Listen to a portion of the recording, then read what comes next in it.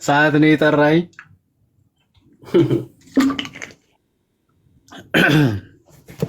እንዴት አመሻችሁ? እንዴት ሰነበታችሁ? እንኳን አደረሳችሁ ለጌታችን ለመድኃኒታችን ለኢየሱስ ክርስቶስ የዳግማይ ትንሣኤ በዓል ትናንት ነበረ። እንዴት ናችሁ? ላይ ምታችም ያላችሁ ሄቨን፣ ኢዮባ፣ አንትሽ፣ ዮኒ፣ ፓፓ፣ ተሚ፣ ናትሻ ሁላችሁም እንዴት ናችሁ? እንዴት ሰነበታችሁ? አለን እግዚአብሔር ይመስገን። ናቱ የተወደድክ ወንድማችን እንዴት አመሻችሁ? እንኳን አደረሳችሁ። የክርስቶስ ጸጋና ሰላም ከሁላችን ጋር ይሁን። ከላይም ከታችም ያላችሁ እንዴት ናችሁ? ሰላም ብያለሁ። መብራት መጣ? ናቱ አይ አልመጣም። እግዚአብሔር ይርዳ፣ ወደ ከተማ ለመግባት ያብቃ ወንድማችን። እሺ እንግዲህ ርዕሳችን እንጀምራለን። አስቀድሞ ቤዛን እንመልከት። ቤዛ የሚለውን ርዕስ ማለት ነው።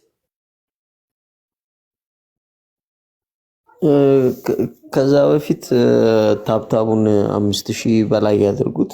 ኮፒ ሊንኩንም 100,000 ያድርጉት። ዮኒን ደግሞ ፎሎ አድርጓት። ቪዲዮ እሷ ስለምከፍትልን አሁን ፎሎ አድርጉና 1000 ያስገቡልን። ያዴ ከቻልክ ወጥተህ ተመለስ። አንተ ልታሳየን ስለምትችል ቪዲዮ እንዲከፍትልህ ውረድና ተመለስ። እሺ አንተ በፍጥነት ደግሞ ታብታቡን 100,000 በላይ አድርጉት። ኮፒ ሊንኩንም እንደዛው አፍጥኑት። እሺ ኦኬ። እስከ አይ ቲንክ እስከ 3:30 ምናምን ያኛው የራሴ አካውንት እንትን ይላል። ይሄ የብራዘር ነው። 1000 ሞልቷል እንዴ? አያሳይም እንዴ? አንተ እዚህ ሆነ ሞልቷል። ኦኬ ኦኬ ኦኬ። 1000 ስለዚህ መውረድ አለብኝ ነው ወርደህ ስትመለስ ቪዲዮ ይከፍታል። ኦኬ ኦኬ። እሺ እሺ። ወርጄ ልምጣሽ። ገና 450 ነውና 500 ሰዎች ዮኒን ደግሞ ፎሎ አድርጉት። 500 ሰው ይፈልጋል ዮኒ፣ ፎሎ አድርጉት። እዚህ ውስጥ ያላችሁ 943 ሰዎች ግማሻችሁ ብቻ ነው ያደረጋችሁት ማለት ነው። ዮኒን ፈጠን ፈጠን እያላችሁ እንትኑን 2000 አስገቡት። እዚህ 1000 ከላይ 1.8K የሚለውን 2K ያስገቡትና 1000 ሰው ይሞላለታል ማለት ነው። እሱ ፈጠን ፈጠን እያላችሁ እንደዛ አድርጉልኝ። ናቱ ፖዝ አትሆን፣ አርፈህ ተቀመጥ። ወዴት ነው የሚሄደው? እሺ አሁን እናንተ እንትን እያረጋችሁ ኮፒ ሊንክ እና ላይኩን እያረጋችሁ እኛ ወደ ርዕሳችን እንግባ። አስቀድሞ የጌታችን የመድኃኒታችን የኢየሱስ ክርስቶስን ቤዛነት እንመለከታለን። ምንድን ነው ቤዛ? ኢየሱስ ክርስቶስን ቤዛ ስንለው ምን እያልን ነው? እነዚህ ነገሮች እናነሳለን። የጌታችን የኢየሱስ ክርስቶስን ቤዛነት ማለት ነው። እምነታችንን በጌታ በኢየሱስ ክርስቶስ ላይ ያለንን እምነት እንገልጻለን። የመጀመሪያው ብዙ እየተዋሸበትና አንዳንዶች ፖለቲካ ለመስራት የሚሞክሩበት ነገር ስለሆነ ማለት ነው። ቅድስት ድንግል ማርያም ቤዛ ናት ብሎ የተከራከረን ኦኬ ኢየሱስ ቤዛ አይደለም ማለት ነው የሚል መደምደሚያ እየተሰጠ ስለሆነ ይሄ ስህተት ነው። እንዲህ ማለት በራሱ ንጽጽሩ በራሱ ልክ ነው ልክ አይደለም የሚለውንም እናነሳለን። ምክንያቱም በመጽሐፍ ቅዱሳችን ላይ ለምሳሌ ሙሴ ቤዛ ተብሏል እንደምታውቁት የሐዋርያት ሥራ ምዕራፍ 7 ቁጥር 35 ላይ ማለት ነው። ስለዚህ ሙሴን ቤዛ ነው ለእስራኤላውያን ቤዛ እንደሆነ መጽሐፍ ቅዱስ ይናገራል ስል ኢየሱስን ቤዛ አይደለም እያልክ ነው ያለኝ የለም ሲባልም አልሰማንም። ልክ ድንግል ማርያም ጋር ሲሆን ግን ብዙ ንጽጽሮች ይመጣሉ፣ ብዙ ክሶች ይመጣሉ፣ ብዙ አይነት ትርጓሜዎች ይመጣሉ፣ ያልተገባ ማለት ነው። ታመልኳታለች ወዘተ። እነዚህ ሁሉ ምንጫቸው ምንድን ነው የሚለውንም አያይዘን እናያለን። አስቀድሞ የጌታ ኢየሱስ ክርስቶስን ቤዛነት ከምን አንጻር የሚለውን አንዳንድ ሀሳቦች እናነሳለን። የገቡ ሰዎች አሉ።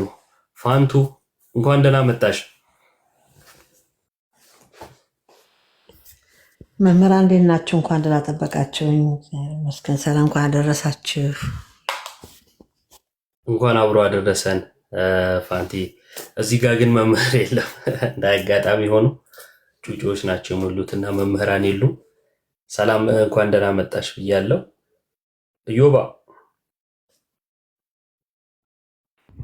ሞክሼ በገነጋ ዱፍቴ በገነጋን ሄደን ሰላም ክርስቶስ ይብዛላችሁ። ሁላችሁ ሰላም ብያለው። ከላይ ጀምሮ እስከታች ያላችሁት ዘማሪ ፋንቱንም ሁላችሁንም ሰላም ብያለው።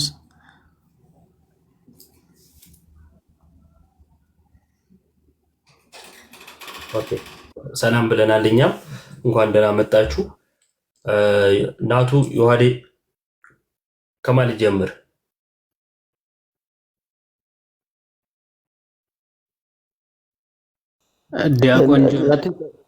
ዲያቆኑ ይጀምር። ባትሪ ድንገት ቢዘጋበት እንኳን እንትን እንዳይል እሱ ይቀጥል። እሺ ናቱ፣ ጌታችን መድኃኒታችን ኢየሱስ ክርስቶስ ቤዛችን ነው፣ አዳኛችን ነው፣ መድኃኒታችን ነው ስንል በተለይ ቤዛችን ነው ስንል የሚለውን ከምን አንጻር እምነታችንስ ምን ያህል ነው በዚህ ላይ ያለን የሚለውንም አያይዘ ሰፋ አድርገ የተወሰኑ ነገሮችን ንገረን።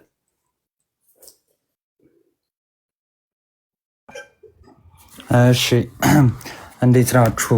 በድጋሚ ብያለሁ። የባትሪ ጉዳይ እንግዲህ አሳሳቢ ነው እና እግዚአብሔር ያክብርልን።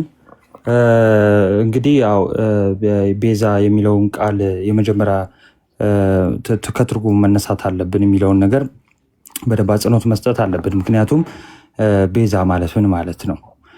እንግዲህ ከቃላት ያለፈ ትርጉሙ ላይ መስማማትም ስላለብን ማለት ነው።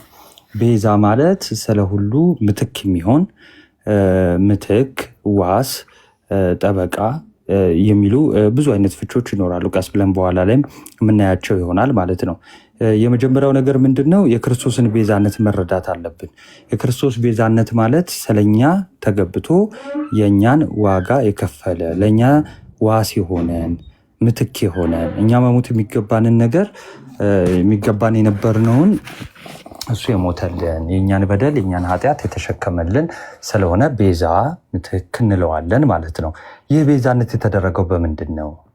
እንግዲህ የተለያየ ቤዛነት እንግዲህ በተለያየ ነገር ሊደረግ ይችላል። ምትክነቱ ማለት ነው። ለምሳሌ በቀላል በሰውኛ ስንነጋገር አንድ የታሰረ ሰው ዋስ ሆነን ለማስወጣት ለምሳሌ የመታወቂያ ዋስ የሚባል ነገር ታውቃላችሁ አይደለ? በመታወቂያ ዋስ የሚደረግ አለ፣ በብር ዋስ የሚደረግ አለ። በተለያየ ምትክት ሆኖ ለአንድ ሰውም ለተለያየ ሰዎችም ቤዛ ሊሆን ይችላል በሰውኛ ማለት ነው። የክርስቶስ ግን በደሙ የሆነ ቤዛነት ነው። ለዛ ነው ወደ ሮሚ ሰዎች በኢየሱስ ክርስቶስ በሆነው ቤዛነት በኩል እንዲያው በጸጋ ይጸድቃሉ ተብሎ የተጻፈው ማለት ነው። ልክ እንደዚሁም ደግሞ ኤፌሶን ላይ 1:7 ላይ በደሙ የተደረገ ቤዛነት ነው የሚለው በውድ ልጁም እንዲያው እንደ ጸጋው ባለጠግነት መጠን በደሙ የተደረገ ቤዛነታችንን አገኘን፣ እርሱም የበደላችን ስርየት ነው ይላል። ስለዚህ ይህ ቤዛነት ይህ ምትክነት የተደረገው ምንድን ነው? ለበደላችን የሆነ ካሳ ዋጋ ነው የተከፈለልን ማለት ነው። ይህም ደግሞ የሆነው ለዓለሙ ሁሉ ነው ማለት ነው። ምትክ የሆነልን ማለት ነው። ለምን? ሁሉ አመፁ፣ ሁሉ ረከሱ ተብሎ ተጽፏል። በበደላችን ምን ነበርን? ሙታን ነበርን፣ ጨለማ ውስጥ ነበርን። ሙት ማለት ባይዘው ከእግዚአብሔር የተለየን ነበረ፣ ጨለማ ውስጥ ነበርን እና ደግሞ እንደ ዲያብሎስ ፈቃድ ነበር የምንመላለሰው። እንደ እግዚአብሔር ሳይሆን እንደ ዲያብሎስ ፈቃድ በጨለማ እንደሚመላለሱ ነበርን። ስለዚህ ሁሉም ዓለም ጨለማ ውስጥ ነበር። ለዛ ነው ቆላሴስ ላይ እርሱ ከጨለማ ስልጣን አዳነን፣ ቤዛነቱንም እርሱንም የኃጢአትን ስርየት ወዳገኘንበት ወደ ፍቅሩ ልጅ መንግስት አፈለሰን ተብሎ የተጻፈው ማለት ነው። ከምንድን ሄዳን ነው? ከጨለማ ስልጣን ማለት ነው። ስለዚህ ውስጥ የነበረን እኛ ሞተን የነበረን ከእግዚአብሔር ተለይተን የነበረን ህይወት አልባ የነበረን በደሙ የተደረገ ቤዛነት ወይ ደግሞ በደሙ የሆነ ቤዛነትን አግኝተን ወደ ልጁ መንግስት ፈልሰናል፣ ወደ ቤተክርስቲያን ተጨምረናል፣ ወደ ህይወት መተናል ማለት ነው። እሱ እንግዲህ ህይወት ነው። ስለዚህ የክርስቶስ ቤዛነት በምን የሆነ ነው? በደሙ የሆነ። ለምን የሆነ? ለኃጢአት ማስተስሪያ የሆነ ማለት ነው። ለኃጢአት ማስተሰሪያ የሆነ ኤፌሶን 1:7 እንዳትረሱ። ኤፌሶን 1:7 ምን ብሎናል? በውድ ልጁም እንደ ጸጋው ባለጠግነት መጠን ባለጸጋ ስለሆነ በምህረቱ ባለጸጋ ስለሆነ ምን ብሎናል? ኤፌሶን ላይ እንደውም ካስታወሳችሁ በምህረቱ እግዚአብሔር ባለጠጋ ስለሆነን በበደላችን ሙታን በነበርን ጊዜ ራሱ ከልጁ ጋር ምን ሰጠን ነው? ህይወት ሰጠን ነው። በምህረቱ ምንድነው? ባለጠጋ ነው። በምህረቱ ባለጠጋ ነው ማለት እንግዲህ ባለጠጋ ማለት ሀብታም ማለት ነው። ባይዘው የቃሉ ፍቺ ለምሳሌ ባለጠጋ ማለት ሀብታም፣ ግን ሀብታም ሲባል የሚነጻጸር ሀብታም አይደለም። ባለጠጋ የሚባለው ሁሉ የሞላ ማለት ነው። ሁሉ የሞላለት ባለጠጋ ይባላል ምድራዊ። ልክ ደግሞ በምህረት ባለጠጋ ማለት እንዲሁ በምህረቱ ሙሉ የሆነ የተትረፈረፈ ምህረቱ የተትረፈረፈ ከኛ ከሆነ ስራ ከኛ ከሆነ መውደድ ሳይሆን እንዲሁ ምህረቱ የተትረፈረፈ ባለጠጋ ስለሆነ ምን አለ ሐዋርያው ቅዱስ ጳውሎስ? እንደ ጸጋው ባለጠግነት መጠን አለ። እሺ በደሙ የተደረገ ቤዛነታችንን አገኘን፣ እርሱም የበደላችን ስርየት ነው። ይኸው የበደላችን ስርየት የሆነ ለበደል ስርየት የተከፈለ ዋጋ ነው። ለበደል ስርየት የተከፈለ ቤዛነት ነው፣ ምትክነት ነው፣ ዋስነት ነው። ተያያዥ ሆነልን እሱ። ይኸው በእኛ ተገብቶ እኛ ሙታን የነበርን እኛ ላይ መፈረድ የነበረበትን እሱ ተሸከመልን፣ ፍርድን ራሱ ላይ አኖረልን። ለዛ ነው በደላችንን ተሸከመ፣ ሕማማችንን ታመመ፣ ቁስላችንን ቆሰለ፣ እኛም በሱ ቁስል በእርሱ መታመም ዳንን ተብሎ የተጻፈው ማለት ነው። ስለዚህ የልጁ ቤዛነት የክርስቶስ ቤዛነት ዓለም ሁሉ እንዲድን ለኃጢአት ስርየት የሆነ ነው። ለኃጢአት ስርየት የሆነ ነው። በምንድን ነው የሆነው? በደሙ ነው የሆነው። በደሙ ነው የሆነው። ለምን ሐዋርያው ቅዱስ ጳውሎስ ምን ብሎ ነበረ? ደም ሳይፈስ ስርየት የለም ብሎ ነበረ። ስለዚህ ደም መፍሰስ ነበረበት። ስለዚህ ቤዛነትን ያገኘው በምንድን ነው? በደሙ ነው። ለዛ ነው አንደኛ ጢሞቴዎስ ላይ 2:6 ከላይ እርስ በርስ መጸለይ እንዳለብን ለመኳንንት ለሁሉ መጸለይ እንዳለብን ከተናገረ በኋላ መካከለኛ እሱ እንደሆነ አስታራቂ መካከለኛ በእግዚአብሔርና በሰው መካከል ያለ መካከለኛ እሱ እንደሆነ ይነግረንና አስታራቂነቱ እንዴት ነበረ፣ እንዴት ነው ያስታረቀን የሚለውን በቤዛነቱ እንደሆነ ራሱ ምዕራፍ 2 ቁጥር 6 ሲናገር ምን አለን? ራሱንም ለሁሉ ቤዛ ሰጠ፣ ይህም በገዛ ዘመኑ ምስክርነቱ ነበረ ተብሎ ተጻፈ። ስለዚህ ይህ ምትክነት የጌታችን የመድኃኒታችን የኢየሱስ ክርስቶስ ለምን የሆነ ነው? ለኃጢአት ስርየት የሆነ ለኃጢአት ስርየት የሆነ አንድ ቤዛችን እሱ ነው። ኦኬ፣ ለኃጢአት ስርየት ዋጋ የከፈለልን በእኛ ምትክ የሆነልን በደላችን የተሸከመ ደሙን ያፈሰሰልን በደሙ የተደረገ ቤዛነታችን ያገኘነው በማን ነው? በጌታችን በመድኃኒታችን በኢየሱስ ክርስቶስ ይሆናል ማለት ነው። ስለዚህ ልክ እንዴት ነው ብሉይ ኪዳን ላይ ለኃጢአት ምትክ ሆነው የሚቀርቡ ነገሮች ነበሩ። እንደምናውቀው ለኃጢአት ለጊዜያዊ ኃጢአት ማስተስሪያ የሚቀርቡ ነገሮች ነበሩ። የዕብራውያንን መልእክት ስናጠና ለምሳሌ የኮርማዎች የፍየሎች ደም ለጊዜያዊ ኃጢአት ማስተስሪያ ምትክ ሆነው ይቀርቡ ነበር። ግን እነዛ የኮርማ የፍየሎች ደም የእንስሳ ደም ኃጢአትን ሊያነጻ ሕሊና ሊያነጻ እንዳልተቻለ ራሱ ሐዋርያው ቅዱስ ጳውሎስ በመልእክቱ ጽፎልናል ማለት ነው በዕብራውያን ላይ። ስለዚህ ይሄንን ነገር በዋናነት መያዝ አለብን። ስለዚህ የክርስቶስ ቤዛነት በምን የተደረገ ነው? በደሙ የተደረገ ነው። በደሙ የተደረገ ኪዳን ነው። ስለዚህ በዚያ በደም የተደረገ ቤዛነት ደግሞ ለምን የሆነ ነው? ለኃጢአት ስርየታችን የሆነ ነው። ይችን መሰረታዊ አድርገን መያዝ አለብን።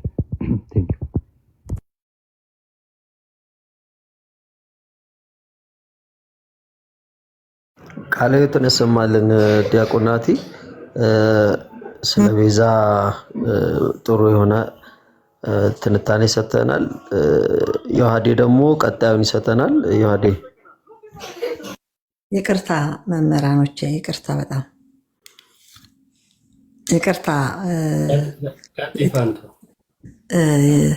ያው እኔ ታች ሆኜ ምክንያቱም ሌሎች መምህራንን ቦታ ላለመያዝ ሌሎችም መግባት ስላለባቸው እኔ ታች ሆኜ እሰማለሁኝ።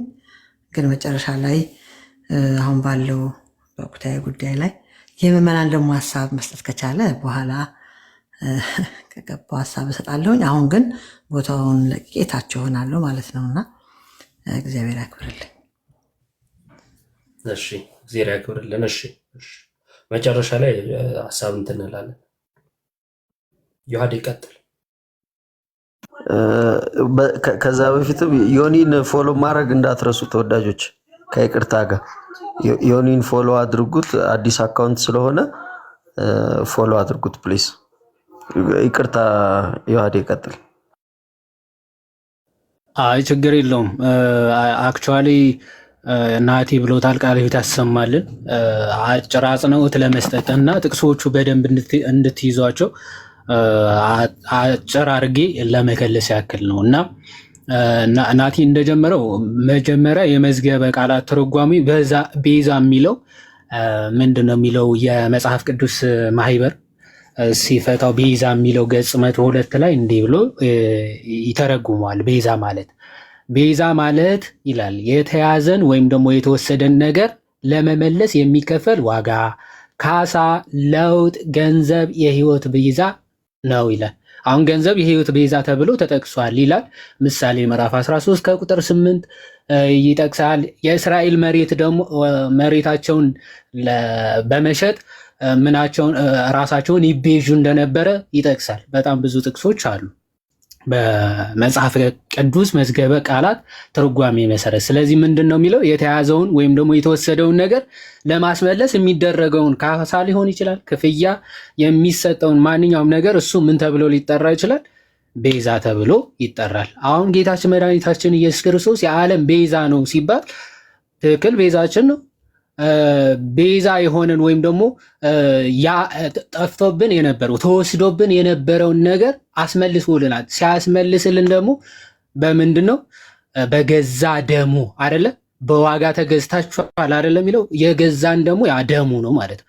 የጠፋብን የተወሰደብን ምን ነበረ? ልጅነት፣ ጸጋ እግዚአብሔር። ኦኬ ከእግዚአብሔር ልጅነት ተነጥለን ነበር። ጸጋ እግዚአብሔር ተለይተን ነበር። ጸጋ መንፈስ ቅዱስ ተለይቶን ነበረ።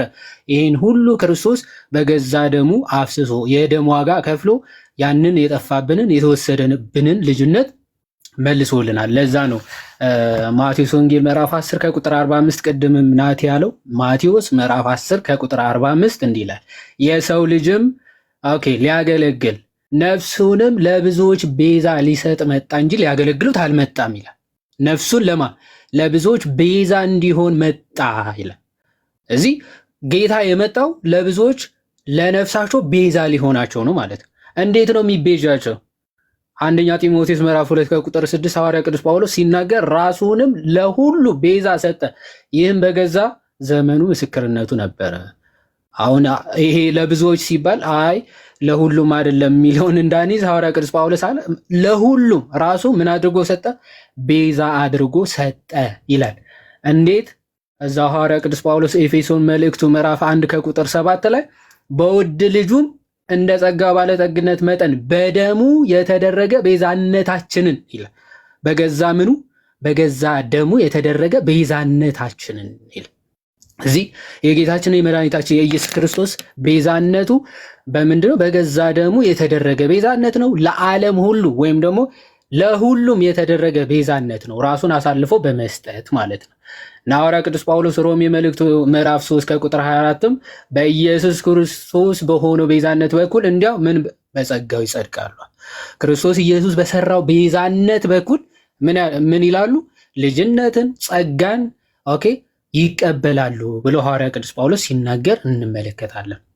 እና ጌታችንም ራሱ ሲናገር በዮሐንስ ወንጌል ምዕራፍ 3 ከቁጥር 16 ጀምሮ ምን አለ? ክርስቶስ ከቁጥር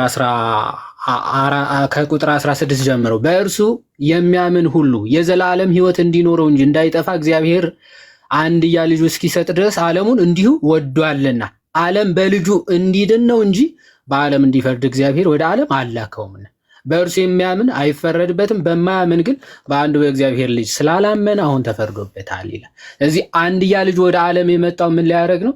ሊያድን ነው የመጣው፣ ቤዛ ሊሆን ነው የመጣው ማለት ነው። በገዛ ደሙ ተሰቅሎ ማለት አስቀድሞ የሙሴ እባብ በዓላማ ላይ የመስቀሉ ምስጢር ይናገርና የሰው ልጅ ለሰው ልጅ ምሳሌው ነበረ ይህንን። ስለዚህ የሰው ልጅ የሚመጣው ተሰቅሎ ምን ለማድረግ ነው? ዓለምን ሊያድን ነው እንጂ በዓለም ሊፈርድ አልመጣም ማለት። ስለዚህ ያ የተሰቀለውን ጌታ አምኖ በመቀበል ምን ይላል? የሰው ልጅ ሁሉ ድህነትን ያገኛል፣ ያጣውን ልጅነትን ያገኛል ማለት ነው። ከዚህ አንጻር ቤዛ ስንል ጌታችን ምንድነው? ለፍጥረታት ሁሉ ለዓለም ሁሉ የሆነው ቤዛነት፣ በፍጥረት ያልተቻለውን በፍጥረት የማይቻለውን እርሱ ግን ሰው ሆኖ መጥቶ ደም አፍስሶ ሞቶ ምን ብሏል ማለት ነው? ዓለምን አድኖታል። ይህንን ፍጥረታት ሊያደርጉት አይችሉም። ፍጥረት ሊያደርገው አይችልም በጭራሽ። ይህንን ቤዛነት ከፍጥረት መካከል ሊያደርገው የሚችል ፍጥረት የለም። ለዛ ነው እግዚአብሔር ወደ እርሱ የሚማልድ አየ ይላል ትንቢተ ኢሳያስ አይደለ? ከቶ ግን አላገኘም። ስለዚህ የገዛ ክንዱ ምን ሆነለት? መድኃኒት ሆነለት አይደል? መድኃኒት ሆነልህ። ስለዚህ የገዛ ክንዱ ምን ሆነ? ይሄንን ቤዛነት ሊሰራ የሚችል ፍጡር ስለሌለ የገዛ ክንዱ ነው መድኃኒት የሆነው ማለት ነው። ከዚህ አንጻር የጌታችን ቤዛነቱ በሞት የተደረገ ነው እና ደግሞ ለፍጥረታት ሁሉ የተደረገ ቤዛነት ተብሎ ይነገርለታል። ማንም ፍጥረት ይህንን ቤዛነት ሊያደርግ አይችልም ከጌታችን ከኢየሱስ ክርስቶስ በስተቀር ማለት ነው። ይህ የቤተ ክርስቲያናችን የታመነ ትምህርት ነው ማለት ነው። እግዚአብሔር ይስጥልኝ። ቃሉት ያሰማልን። ዮሐዴ እግዚአብሔር ይስጥልን። ዮሐዴም ናቱ እግዚአብሔር ያክብርልን። እንግዲህ መሰረታዊ ነገር ነው አስቀድሞ ልናቅ የሚገባው ጌታችን መድኃኒታችን ኢየሱስ ክርስቶስ በደሙ እንደዋጀን፣ በደሙ እንዳነጻን፣ በደሙ እንዳዳነን ይሄም የተከፈለ መስዋዕትነት ቤዛነት ክፍያ መሆኑን ቤተክርስቲያናችን በጽኑ ታምናለች፣ ታስተምራለች። ይሄ ቤተክርስቲያን የታመነ ድምፅ ነው። የኢየሱስ ክርስቶስ ቤዛነት ለጥያቄ ምልክት በቅቶ አያውቅም፣ ወይም ጥያቄ ምልክት ውስጥ ወድቆ አያውቅም። የታመነ የቤተክርስቲያን ትምህርት ነው። ኢየሱስ ቤዛ ነው የሚለው የቤተክርስቲያን ትምህርት ነው። ይህን ሁላችን እናውቀዋለን። ላላወቁ ማሳወቅ ይገባናል። ከዚሁ ጋር ተያይዞ እንግዲህ የአምላክ ሰው መሆን ሚስጥሩ ምንድን ነው ከተባለ በሞት ባርነት ውስጥ ወድቀው የነበሩትን ለማንሳት ነው። ጳውሎስ በዕብራውያን ምዕራፍ 2 ቁጥር 14 ላይ በሞት ላይ ስልጣን ያለውን ለመሻር ልጆቹ በስጋና በደም እንደሚካፈሉት እንዲሁ ተካፈለ ይላል። ስለዚህ ቃል ከድንግል ማርያም ስጋን ነስቶ ሰው የሆነው ለምንድን ነው ከተባለ በሞት ላይ ስልጣን ያለውን ለመሻር። እንዴት ነው በሞት ላይ ስልጣን ያለውን የሚሽረው ሲባል ሞታችንን ሞት የሚገባን እኛ ነን። መገረፍ የሚገባን እኛ ነን። መሰደድ የሚገባን እኛ ነን። ሊተፋብን የሚገባው እኛ ነን። ከኃጢአት ከበደል መራቅ ያቃተን ኢሳይያስ ጽድቃችን እንደ መርገም ጨርቅ ተቆጠረ ይላል። አይደለም ሰው በማንነቱ ጽድቅ እንኳን ቢሰራ ጽድቁ እንኳን የሆነ ንጽት ያለ ጽድቅ እንኳን ሊሆን አልቻለም። እንደ መርገም ጨርቅ እየተዳደፈ እየተነካካ ማለት ነው። ምክንያቱም ጸጋ እግዚአብሔር ርቆናል። ሰው ከኃጢአቱ ብዛት እግዚአብሔር ምን እስኪል ድረስ በምድር ላይ ሰውን በመፍጠሩ ተጸጽተ እስኪባል ድረስ ሰው በዚህ የሞት ባርነት ውስጥ ወድቆ ነበር። ከዚህ ለመውጣት የሚያስፈልገው ምንድን ነው ከተባለ የአምላክ ሰው መሆን ማለት ነው። የሚያስፈልገን ይሄ ነበረ። ሰው ሆነ። ከዛስ ሞታችንን በሞቱ አጠፋልን። ይሄን ምን ብለን እንጠራዋለን ሲባል ክፍያ ከፈለልንና ነፃ ወጣን። አንድ ምሳሌ ልንገራችሁ። ከሆነ ሰው ብር ትበደራላችሁ። የተበደራችሁትን ብር መክፈል ሳትችሉ ትቀሩና ከአበዳሪያችሁ ጋር ትጣላላችሁ እንበል። አበዳሪያችሁና እናንተን ለማስታረቅ አንድ ሰው ያስፈልጋል አይደለ? ያ ሰው ምን አድርጎ ነው የሚያስታርቀው? የመጀመሪያው ለምኖ ሊያስታርቅ ይችላል። እንደው ጊዜ ሲያገኝ ይከፍልሃል፣ እንዲህ ስለተቸገረ ነው ወዘተ ብሎ ለምኖ ሊያስታርቅ ይችላል። ወይንም ደግሞ ዕዳችንን ከፍሎ እኛ የተበደርነውን ያንን ብር እርሱ ከፍሎ ሊያስታርቀን ይችላል። ከፍሎ ያስታረቀን ያ ሰው ቤዛን የሆነልን ክፍያ ሆነን ማለት ነው። የኛን ዕዳ እሱ ከፈለ ማለት ነው። ለምኖ ካስታረቀን ደግሞ አማላጅ ሆነን ለመነልን ማለት ነው። አማላጅ ሆነን ስንል ሶስተኛ ወገን በመሆን በመለመን አዳነን ማለት ነው። ኢየሱስ የቱን አደረገልን ሲባል ክፍያ ሆነ። ልንከፍለው የሚገባውን ህይወታችንን እርሱ ህይወቱን ሰጠና ህይወትን ለኛ ሰጠን። ለምሳሌ ሰው በኃጢአቱ ምን ሆኖ ነበረ? ባሪያ ሆኖ የእግዚአብሔርን ልጅነት አጥቶት ነበር አይደለም? የአምላክ ልጅ ወይንም ደግሞ ቃል ዘላለማዊው ቃል የሰው ልጅ ሆነና የሰው ልጅ የእግዚአብሔር ልጅ ያደረገው እኛን ሆኖ እኛን ከወደቅንበት አነሳን ማለት ነው። እንዴት ነው ታዲያ? ይህንን እንደውም በጴጥሮስ መልእክት ላይ አንድ ሐሳብ እናገኛለን። ምን ያህል ረቂቅ እንደሆነ ከምንም ጋር የማይወዳደር እንደሆነ በዚሁ ሰዎች እንዲያውቁት ማለት ነው። አንደኛ ጴጥሮስ ምዕራፍ 1 ቁጥር 18 ላይ እንደዚህ ይላል፣ ከአባቶቻችሁ ከወረሳችሁት ከከንቱ ኑሯችሁ በሚያልፍ ነገር ተመልከቱ። ከአባቶቻችሁ ከወረሳችሁት ከከንቱ ኑሯችሁ በሚያልፍ ነገር በብር ወይም በወርቅ ሳይሆን ነውርና እድፍ እንደሌለው በግ ደም በክብር የክርስቶስ ደም እንደተዋጃችሁ ታውቃላችሁ ይላል። አዎ ማወቅ አለብን። የተዋጀ ነው በወርቅ አይደለም። ዓለም ላይ አለ የተባለ ውድ ነገር ተጠቅሶ በሱ አይደለም። እድፍ ወይም ደግሞ ምንም አይነት ነውር በሌለበት በክርስቶስ ደም ነው ቤዛ ሆኖ ክፍያ ሆኖን። ስለዚህ ኢየሱስ ቤዛችን ነው ብለን ስንል ይሄ የታመነ የቤተ ክርስቲያን ትምህርት ነው፣ ለጥያቄ አይቀርም። በዚሁ አጋጣሚ አንድ መልእክት ላስተላልፍና ወደ ወንድሞች እሄዳለሁ። ዮኒ 1000 አልሞላም እና ቪዲዮ እየከፈተ ስለሚያሳየን የምትገቡ ሰዎች ዮኒ አዲስ አካውንት ነው፣ ፎሎ አድርጉት። የዋዴ ተክሎ የሚለው አዲስ አካውንት ነው፣ ፎሎ አድርጉት። ያኛው ስለተዘጋባቸው ባለፈው ዋናው አካውንት አሁን በዚህ እየተጠቀሙ ነው ማለት ነውና ፎሎ አድርጓቸው።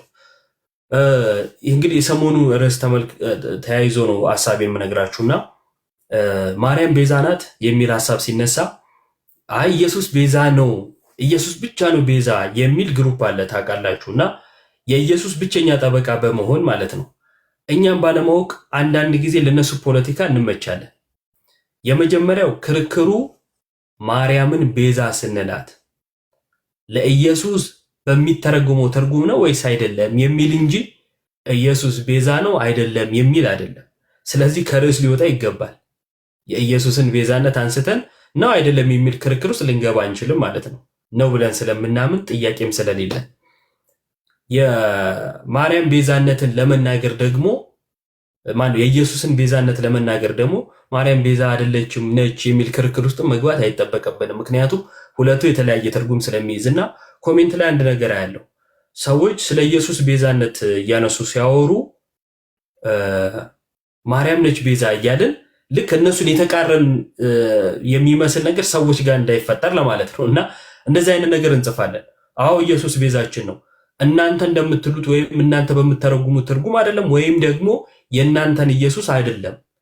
ሐዋርያት የሰበኩን የቀደሙ አባቶች ያስተማሩን ያ ኢየሱስ የኛ ጌታ ያዳነን የቤዠን ያነጻን እርሱ አዎ ቤዛ ነው። አዎ ቤዛ ነው። ይሄን አስረግጠን ምክንያቱም እቺን ፖለቲካ ለሚጠቀሟት አልመሰላችሁ። ሰሞኑን አይታችኋል። አንዳንዶች እየተነሱ አያችሁ ለኢየሱስ ሲሆን ችግር የለባቸውም የማርያም ላይ ነው እንደዚህ፣ ስለዚህ ኢየሱስን ይጠሉታል፣ ስለዚህ ምናምን ይሉና ፖለቲካ ይሰራሉ። ስለዚህ ፖለቲካቸውንም በዛው ማክሸፍ ስለሚጠበቅብን ማለት ትምህርታቸውን እንመታለን። ፖለቲካ ሲሰሩ የሰሩትን ፖለቲካ ወደ ራሳቸው መልሰንላቸው ትክክለኛውን ትምህርት እናሳያለን፣ ፖለቲካቸውንም እናከሽፋለን ማለት ነው። እና እንደዚህ አይነት ንጽጽር ውስጥ እንዳትገቡ። ኢየሱስ ቤዛ ነው ብለው ሲያወሩ አዎ፣ ግን ኢየሱስ ላይም እኮ ልዩነት አለ። እኛ ቤዛ ነው ብለን ስናምን አንድ ባህሪ የሆነው ከድንግል ማርያም የተወለደው ዘላለማዊው ቃል ስለኛ ዋጋ ከፍሎ ከዛ ወደ ፍቅሩ ልጅ መንግስት አፍልሶን በህብረት ውስጥ እንድንሆን አንዳችን ለአንዳችን እየጸለይን የቅዱሳን ምልጃ አምነን የመሳሰሉትን ስጋና ደሙን እየተቀበልን በጥምቀት ከእርሱ ጋር አንድ ሆነን ይህንን ነው የምናምነው። ያምኑታል? ይህንን አያምኑትም። ስለዚህ ቤዛችን ነው ሲሉ ቁንጽል ነው ማለት ነው። ሙሉ ቤዛነቱን አምነው እንኳን አይደለም። ከቃሉ አንጻር እንኳን ብናይ ቁንጽል ነው። ምክንያቱም በፕሮቴስታንቶች ዘንድ ቤዛ የሚለው እንኳን ምን ያህል ልዩነት እንዳለው ወይንም ደግሞ የዓለም ቤዛ ነው አይደለም በሚለው በኋላ ወንድሞችም ስለሚያነሱት እዛው ሳንገባ ልዩነትም ስላለ እና እታች ያላችሁ ሰዎች ይህንንም በደንብ አድርጋችሁ ልትሰብኩ በየኮሜንቱ ልታሳዩ ይገባል። ማርያምን ቤዛ ስንልና ኢየሱስን ቤዛ ስንል የተለያየ መሆኑን አሁን በሚቀጥለውም ስለምናነሳው እችን ፖለቲካቸውንም እንድታውቁባቸው ለማለት ነውና ወደ ቀጣዩ እንሄዳለን። አንትሻለ አለ። እሺ ቀጣዩ በምን መልኩ ይሄድ? ቀጣይ ከዚህ ርዕስ ሳንወጣ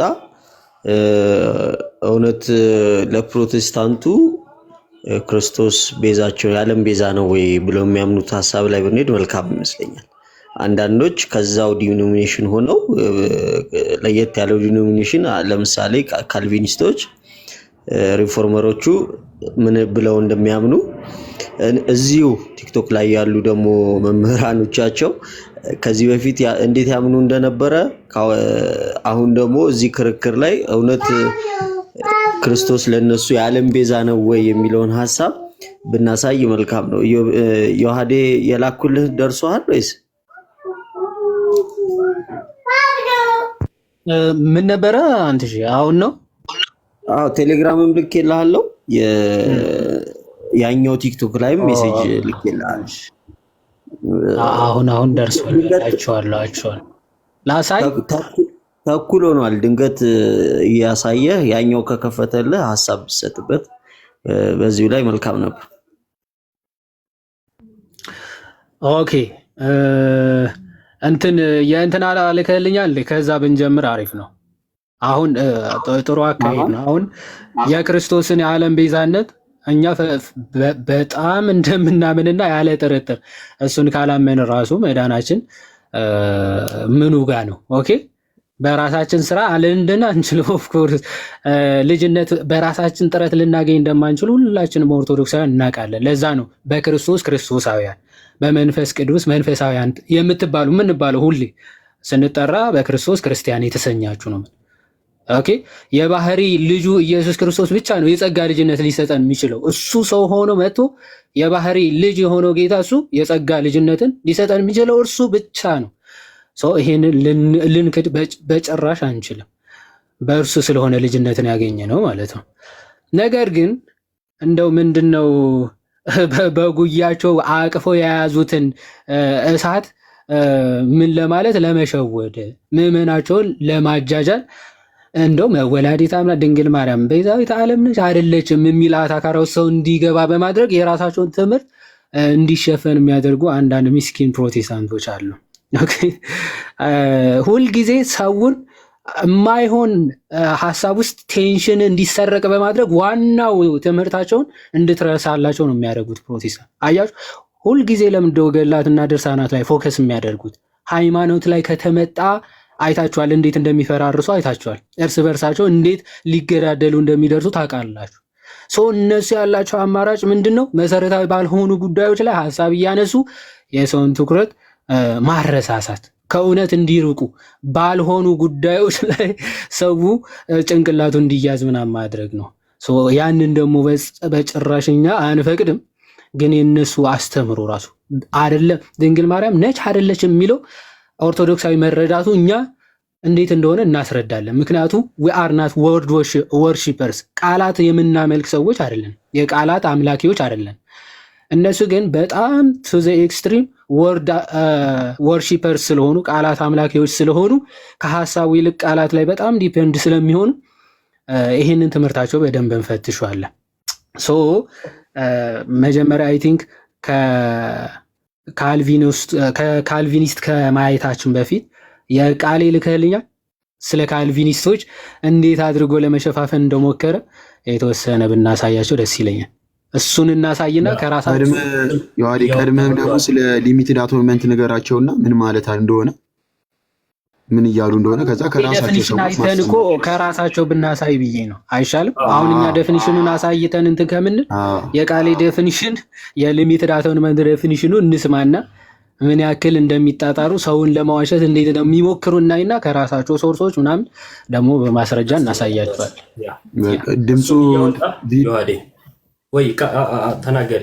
አይ ቪዲዮም የማይከፍትልኝ ከሆነ ቀጥታ ሊሚትድ አቶንመንትን አማን የሚያብራራበት ስላለኝ ወይ ድምፁን ስለሚታወቅ ድምፁ ቪዲዮ መክፈት ካልቻልኩ ወይ እሱን ትላለሁ።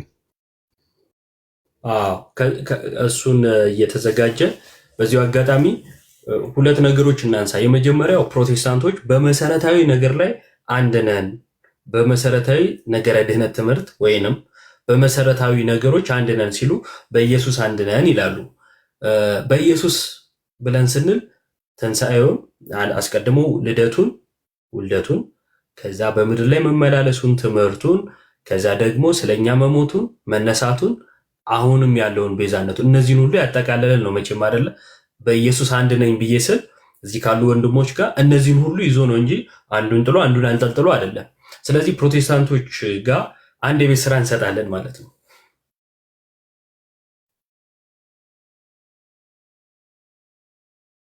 ነገር አንድ ነን ይላሉ። በኢየሱስ አንድ ናቸው ወይ? በተለይ በኢየሱስ ቤዛነት ላይ ፕሮቴስታንቶች አንድ ናቸው ወይ? የመጀመሪያ። ሁለተኛ ፕሮቴስታንት ብለን ስንል ለምሳሌ ርዕሱ እንደምታዩት ፕሮቴስታንቶች የጌታን ቤዛነት ይክዳሉ ብዬ ጽፌያለሁኝ አይደለ? አይ እኔ አልክድም ብሎ የሚመጣ ሰው አለ፣ የታወቀ ነው። አንክድም የሚሉ ወይም የሚያምኑ ሰዎች አሉ፣ ቤዛ ነው ብለው የሚያምኑ ማለት ነው። አይ አይደለም ብለውም የሚያምኑ ፕሮቴስታንቶች አሉ። ስለዚህ ፕሮቴስታንት የዓለም ቤዛ ነው ብሎ የሚያምንም አለ፣ የዓለም ቤዛ አይደለም ብሎም የሚያምን አለ ማለት ነው። ስለዚህ ሁለቱም ፕሮቴስታንት ተብሎ ሲገለጽ ስተት አይሆንም። ምክንያቱም ሁሉም ምን ብሎ ስለሚገልጽ ራሱ እኔ ፕሮቴስታንት ነኝ ብሎ ይገልጻል። የሚክዱ አሉ፣ የማይክዱ አሉ። እንድታስተውሉት የሚያስፈልገው በጣም ብዙ ቀን ማርያም ቤዛ ትባላለች አትባልም ብለው ጊዜያቸው ብዙ ነገራቸውን ሲያባክኑ የነበሩ ሰዎች አጠገባቸው ቅድም ዮሐዴ እንዳለው በጉያቸው ምን የሚልን አቅፈው ነበረ? የዓለም ቤዛ አይደለም የሚለውንም ፕሮቴስታንት አቅፈው ተቀምጠው ነበር ማለት ነው። ይችን እሳት መልሰን ወደ እነሷ እናደርግና እነሱ ደግሞ መልሳቸውን ይሰጡናል ማለት ነው። በኢየሱስ ላይ አንድ አይደላችሁ፣ ስለዚህ ተስማሙና ነገሩ የዓለም ቤዛ ነው ወይስ ደግሞ የጥቂቶች የሚለውን እናነሳለን። የተዋሸበት ነገር አለ፣ እሱን ዮሐዴ ያሳየንና ከዛ ከራሳቸው ፕላስ ደግሞ ከራሳቸው እዚሁ ካሉት አብረን እናገለግላለን ከሚሉት ማለት ነው ከራሳቸው ራሱ አንዱ ለአንዱ መልስ እንዲሰጥ እናደርጋለን በዛው ሐሳብ። ከዛን ደግሞ እንዴት እንዳስደነገጥከኝ ዮሐዴ ራሴ ወጣ። እሺ ራሳቸው መልስ እንዲሰጣጡ ካደረግን በኋላ በመጽሐፍቶች እንደዚህማ ታጠቁረኝም ካለኛ ኖ ቪዲዮ ድንገት በርቶብህ ከዛ የሆነ ጥቁር ነገር እያሳየህን። እሺ ቀጥል። ለማንኛውም ኧረ ጨርስ ሐሳብ ጨርስ።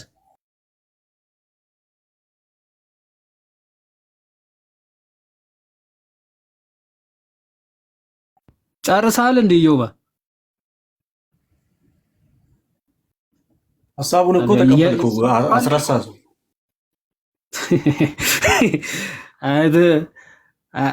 እኔ መስዬ ይናክል ሐሳብን እንዴ አይሰማችሁም እንዴ? አይ አይደለም፣ ኢዮባ አንተ ጋር ነው መሰለኝ። ኢዮባ ትንሽ ነው። ዮሐዴ እኮ ይሰማል። ኢዮባ ጋር አይ ኔትወርክ ማስቸገር ጀመረ መሰለኝ። አንተ ትሰማለህ ዮሐዴ? ኢዮባ ስለዚህ ፕሌይ ልበለው። ኔትወርክ እየተቋረጠብኝ ነው። ቀጥል፣ ጨርሻለሁ። ይሰማልኛ ድምፅ አንተ ጋር ገና አሁን እየደረሰው ነው። ኧረ ተው የሆነ ቪዲዮን ስንጀምር ይሰማል ይላለሽ። ዞሮ እንቀጥለኝ። ኖ አንተ መስለኝ አይደለም። እኔ ጋር ነው። ቀጥሉና የቅድሙ ነው የሚሰማው። ዮሐዴ ተቸገርን ብሏል። እባክህ በተቻለ መጠን እንዳታወራሽ። ክርስቶስ የሞተው እንደ ውስን የሆነ ቤዛነትን ያደረገው እንደማለት ነው። ውስን ቤዞት እያሉ ይናገራሉ እነሱ ራሳቸውም እና ቤዛነቱ ውስን ነው እንጂ ለዓለም ሁሉ የሆነ አይደለም። እግዚአብሔር አስቀድሞ የተወሰኑ ሰዎችን መርጧል።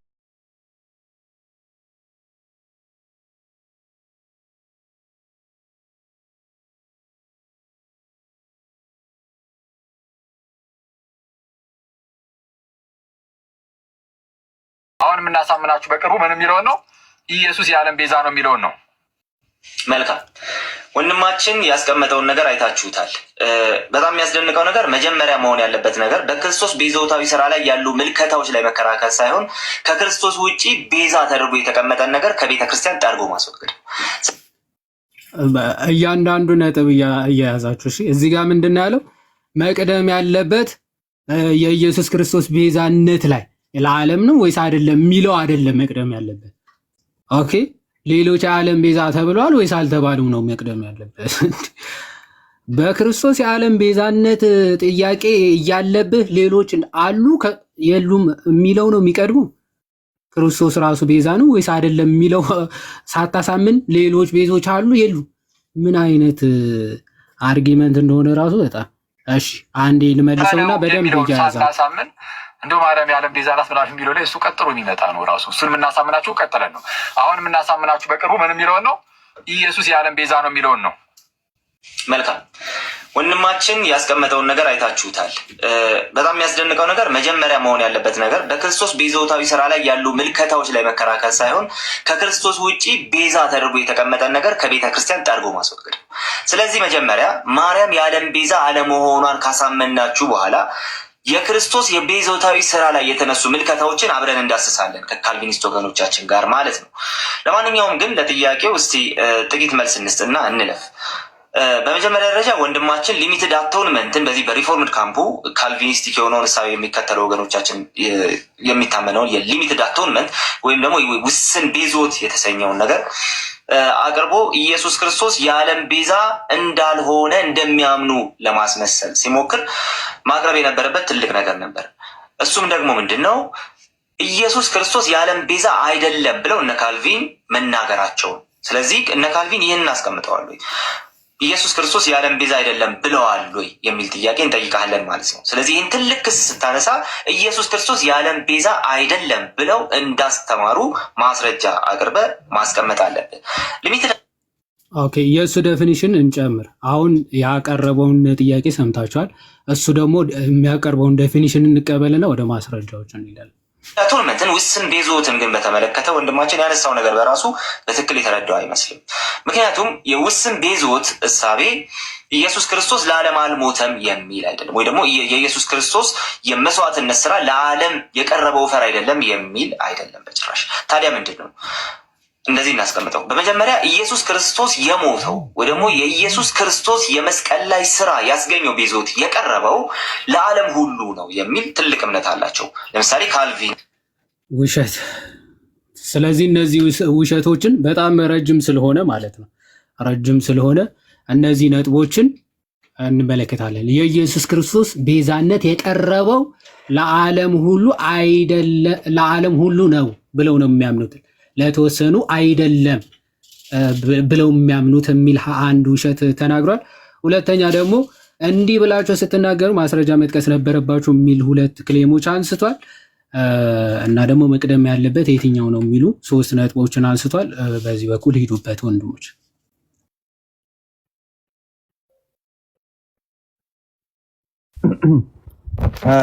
በዛው እንድትሄድ ነው ግን ቆይ ሌላ ሰው ያላወራ ካለ እንትን እንዳልደረባ አለው አይደል? ሰው አለ ናትሻ ቀጥል። የሆነ ነገር እንድናይ ስለፈለግኩ ነው። ምንድነው አሁን ሊሚትድ አቶንመንትን ባልሆነ እንትን ተርጉሞታል እና አሁን ስለ ሊሚትድ አቶንመንት ወይ ደግሞ ካልቪኒስቶች ስለሚሉት ሊሚትድ አቶንመንትን ለመረዳት ግን ከዛ በፊት አንድ ነገር እንረዳ። የተመረጡ ሰዎች የሚለውን ወይም ደግሞ ሊሚትድ አቶንመንት በራሱ ምንድን ማለት ነው? በአጭሩ የቃሉ ትርጉም ምን ማለት ነው? ትልቁ ላይ አረከኝሽ ቴንክ ሊሚትድ አቶንመንት ማለት በአጭሩ ክርስቶስ የሞተው ለተመረጡት ነው የሚል ትምህርትን የያዘ ክፍል ነው። ከቱሊፖች ኤል የምትለዋል ሊሚትድ አቶንመንት ለተመረጡት ክርስቶስ ሞቷል የሚል ነው። ለሁሉም ሳይሆን ለተመረጡት ማለት ነው። ከዛ በፊት ግን እነዚሁ ካልቪኒስቶች እና አማን ማለት ነው። አሁን ግሪን ስክሪን አድርጌ ላሳያቸው። አንዴ ቆይ አንዴ። እሺ እናትሻ እንትን ነው ማስረጃ ነው። እሺ ቆይ አንዴ። ምናልባት ማስረጃ ከማቅረባችን በፊት የአማን ቪዲዮ ዮኒ ታሳያለህ ወይስ ነው ላሳይ? አዎ መጀመሪያ በራሱ ይሄንን አርጊመንት ወይም ደግሞ ይሄንን ባይዘዌ እመቤታችን ቤዛዊተ ዓለም ነች ወይስ አይደለም የሚለው ቃሌና ታስታውሳላችሁ? ቃሌና አማን ሻሎም አይደል አብረው ገብተው ቀሲስ ጋር ሲሞግቱ የነበረው ቀሲስ ዲበኩል ጋር ማለት ነው። ሁለቱም ናቸው ሲሞግቱ የነበረው። ዶንት ፎርጌት ማለት ነው። አሁን በአማን በራሱ መልስ ይሰጠውና ሁለቱም የውይይት ጥሪ ወይም ደግሞ ዲቤት ይጠራራሉ ብለን ተስፋ እናደርጋለን። መጀመሪያ ከራሱ ከአማን ምላሽ ይሰጠዋል። ከዛ ደግሞ ከመጻሕፍቶቻቸው ማስረጃ እናሳያለን ማለት ነው። ጥሩ ዮኒ ምናልባት አልሞላውም። አንተ ቪዲዮ አለ እንዴ ወይስ ድምፁ ልክፈተው? ቪዲዮ ልኮልኛል። አንትሽ ማሳየት ይችላለሁ። እስከዚያው ሌሎቹን አዘጋጅና አይ ቲንክ የተወሰኑ ደቂቃዎች ናቸው የሚቀሩት። እሰማለሁ አይደል ጋይስ? ይሰማል። 979 ሰው አለ እና 900 ሰው ቢያደርገው እንኳን ዮኒ 900 መድረስ ነበረበት ማለት ነው። ሁላችንም ብናደርገው ገብቶ የወጡ ሲያደርጉት ደግሞ ይሞላል። እና አድርጉት ለሌላም ጊዜ እንዲሆን ማለት ነው። አሁን እየተደረገ ያለው ምንድን ነው? ከጽሁፉ ማስረጃ አስቀድሞ ቃሌ ለአኬ ምላሽ ብሎ ሊሚትድ አቶርናመንትን ውስን ቤዘወት የሚለውን ማለት ነው። ውስን ቤዘወትን ሲያብራራ ለዓለም አይደለም አይሉም፣ እንደውም ለዓለም ነው የሚሉት አይነት ነገር ብሎ ሲዋሽ ነበረ። ውሸቱ በራሱ አብረው ቅድም ዮሐዳ ያነሳላችሁ ደግሞ ቀሲስ ዲበኩሉ ጋር ሁለቱም ገብተው ማርያም ቤዛ አትባልም እያሉ ነበር እና ሁለቱም ግን ኢየሱስ ላይ ይለያያሉ። ስለዚህ አንደኛ እርስ በርስ መለያየታችሁ፣ ሁለተኛ የቃሌ ውሸት ወይ በማያውቀው እየቀባጠረ ነው ወይንም ደግሞ ሆን ብሎ እየዋሸ ነው። አኬ እንደውም ሲገልጸው በሙስሊሞቹ ተቂያ ቅዱስ ውሸት፣ ምክንያቱም ላያነባው አይችልም፣ በእርግጠኝነት ያውቀዋል፣ ግን አማን ይሻለዋል ከኢየሱስ። አማንን መርጦ ነው ዮሐዴ አሳየን። እሺ አሁን አማን መልስ ሲሰጠው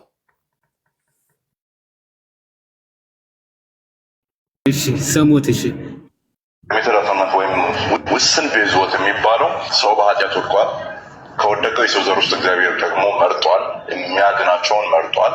ከዚያ በኋላ ደግሞ ለነዚያ ለመረጣቸው ነው ክርስቶስ ኢየሱስ መጥቶ የሚሞተው የሚል ትምህርት ነው ይሄኛው። ወይም ለእያንዳንዱ ግለሰብ ዓለም ላይ ላለው ለእያንዳንዱ ግለሰብ ወይም ገሃነም ለሚገባው አልሞተም። ሜተራተመንት ወይም ውስን ቤዞት የሚባለው ሰው በኃጢአት ወድቋል። ከወደቀው የሰው ዘር ውስጥ እግዚአብሔር ደግሞ መርጧል፣ የሚያድናቸውን መርጧል። ከዚያ በኋላ ደግሞ ለነዚያ ለመረጣቸው ነው ክርስቶስ ኢየሱስ መጥቶ የሚሞተው የሚል ትምህርት ነው ይሄኛው። በደንብ ሰምታችሁታል። የተወሰኑ ሰዎችን መርጧል። ስለዚህ ለነዛ ለተወሰኑ ለተመረጡ ሰዎች ነው ክርስቶስ መጥቶ የሚሞተው ማለት ነው። ሊሚትድ አቶኑመንት አየህ፣ ለዓለም ሁሉ አይደለም የሞተው። ለማን? ለነዛ ለተወሰኑ ሰዎች ብቻ ነው ክርስቶስ ምን ያለው የሞተው ማለት ነው። ሊሚትድ አቶኑመንት ማን ያለው? ይሄ አማን ሻለው። ከማን ጋር አብሮ ሲወያይ የነበረው ካልቪኒስት ማለት ነው፣ ወይም ደግሞ ቃለ ሕይወት ተብሎ ይገለጻል። አዎ ኦፍ ኮርስ ዮሐዴ የኔን ድምፅ ላሰማ ረዘም ስለሚል ማለት ነው ያብራራው። ኦኬ እሺ ቀጥል። ማለት ራሱ ነው ዮሐዴ ያመጣልን ነው። ግን እሱ ጠቅሶ የሚያነሳው 5 ቱሊፖቹን እያብራራ ይመጣና ከሁለተኛው ጋር ስለሚያገናኘው ነው። አንኮንዲሽናል ኢሌክሽን የሚላለ አስቀድም ያለምንም ቅድመ ሁኔታ የተመረጡ ሰዎች አሉ።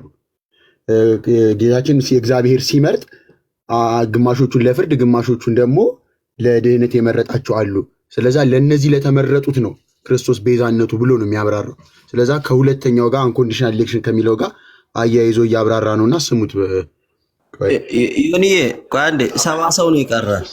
አንዴ ቆይ 70 ሰው ነው የቀረው። ዮኒ ሙሉት ፕሊዝ። 70 ሰው ብቻ ነው የቀረው። ዮኒ ቪዲዮ ለመክፈት 70 ሰው ነው የቀረውና ሙሉልን እባክህ።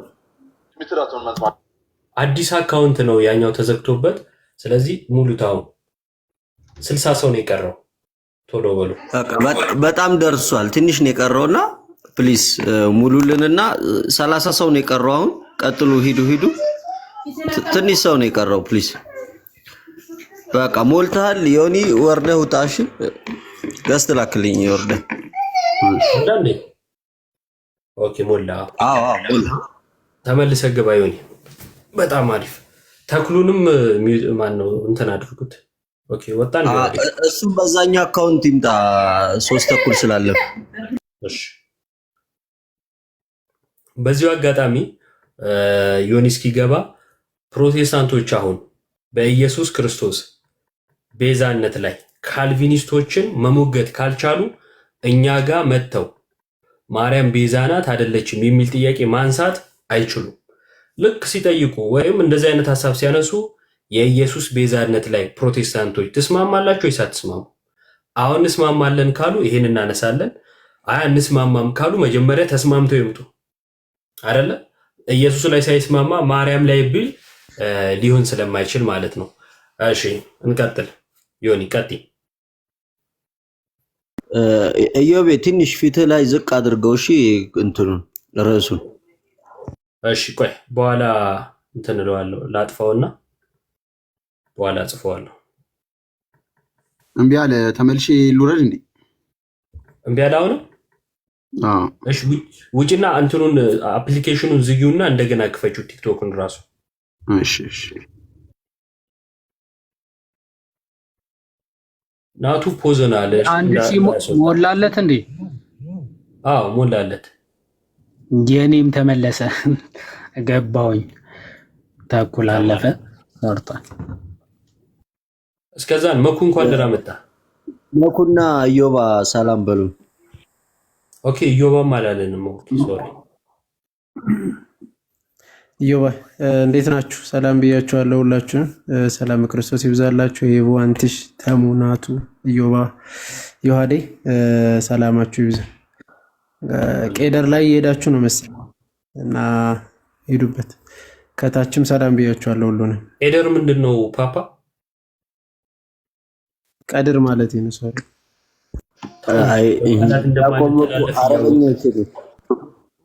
ወደ ራሳችን ነው የሚያደላ። ወለተ በር ሲባል ወለቴ ይላል። እኔ ከተማዋን ነው ምንድነው ላለው። አሁን ደግሞ ቀድርን ቄደር። እሺ ኢዮባ በገነጋ ዶፍቴ አከም ጅርታ በገነጋን ይግደን።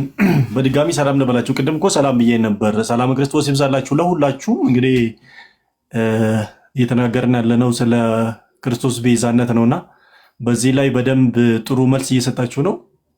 ይሄ ሰሞኑን ውስጥ በጣም እየተወራ ወይም ደግሞ አጀንዳ አድርገው የመጡት ነገር ራሳቸው እንደማይስማሙ በደንብ እያየን ነው። እንግዲህ አንድ ሆኖ ሲመጡ ኦርቶዶክስ ተዋሕዶ ቤተክርስቲያንን ለመቃወም እንጂ ትምህርቱን ወይም ደግሞ ክርስቶስን ለመስበክ እንዳልሆነ በደንብ የሚያስረዳ ነውና እዚህ ታች ያላችሁት ወንድምቶች በደንብ ሰምታችሁ መናፍቃን ወይም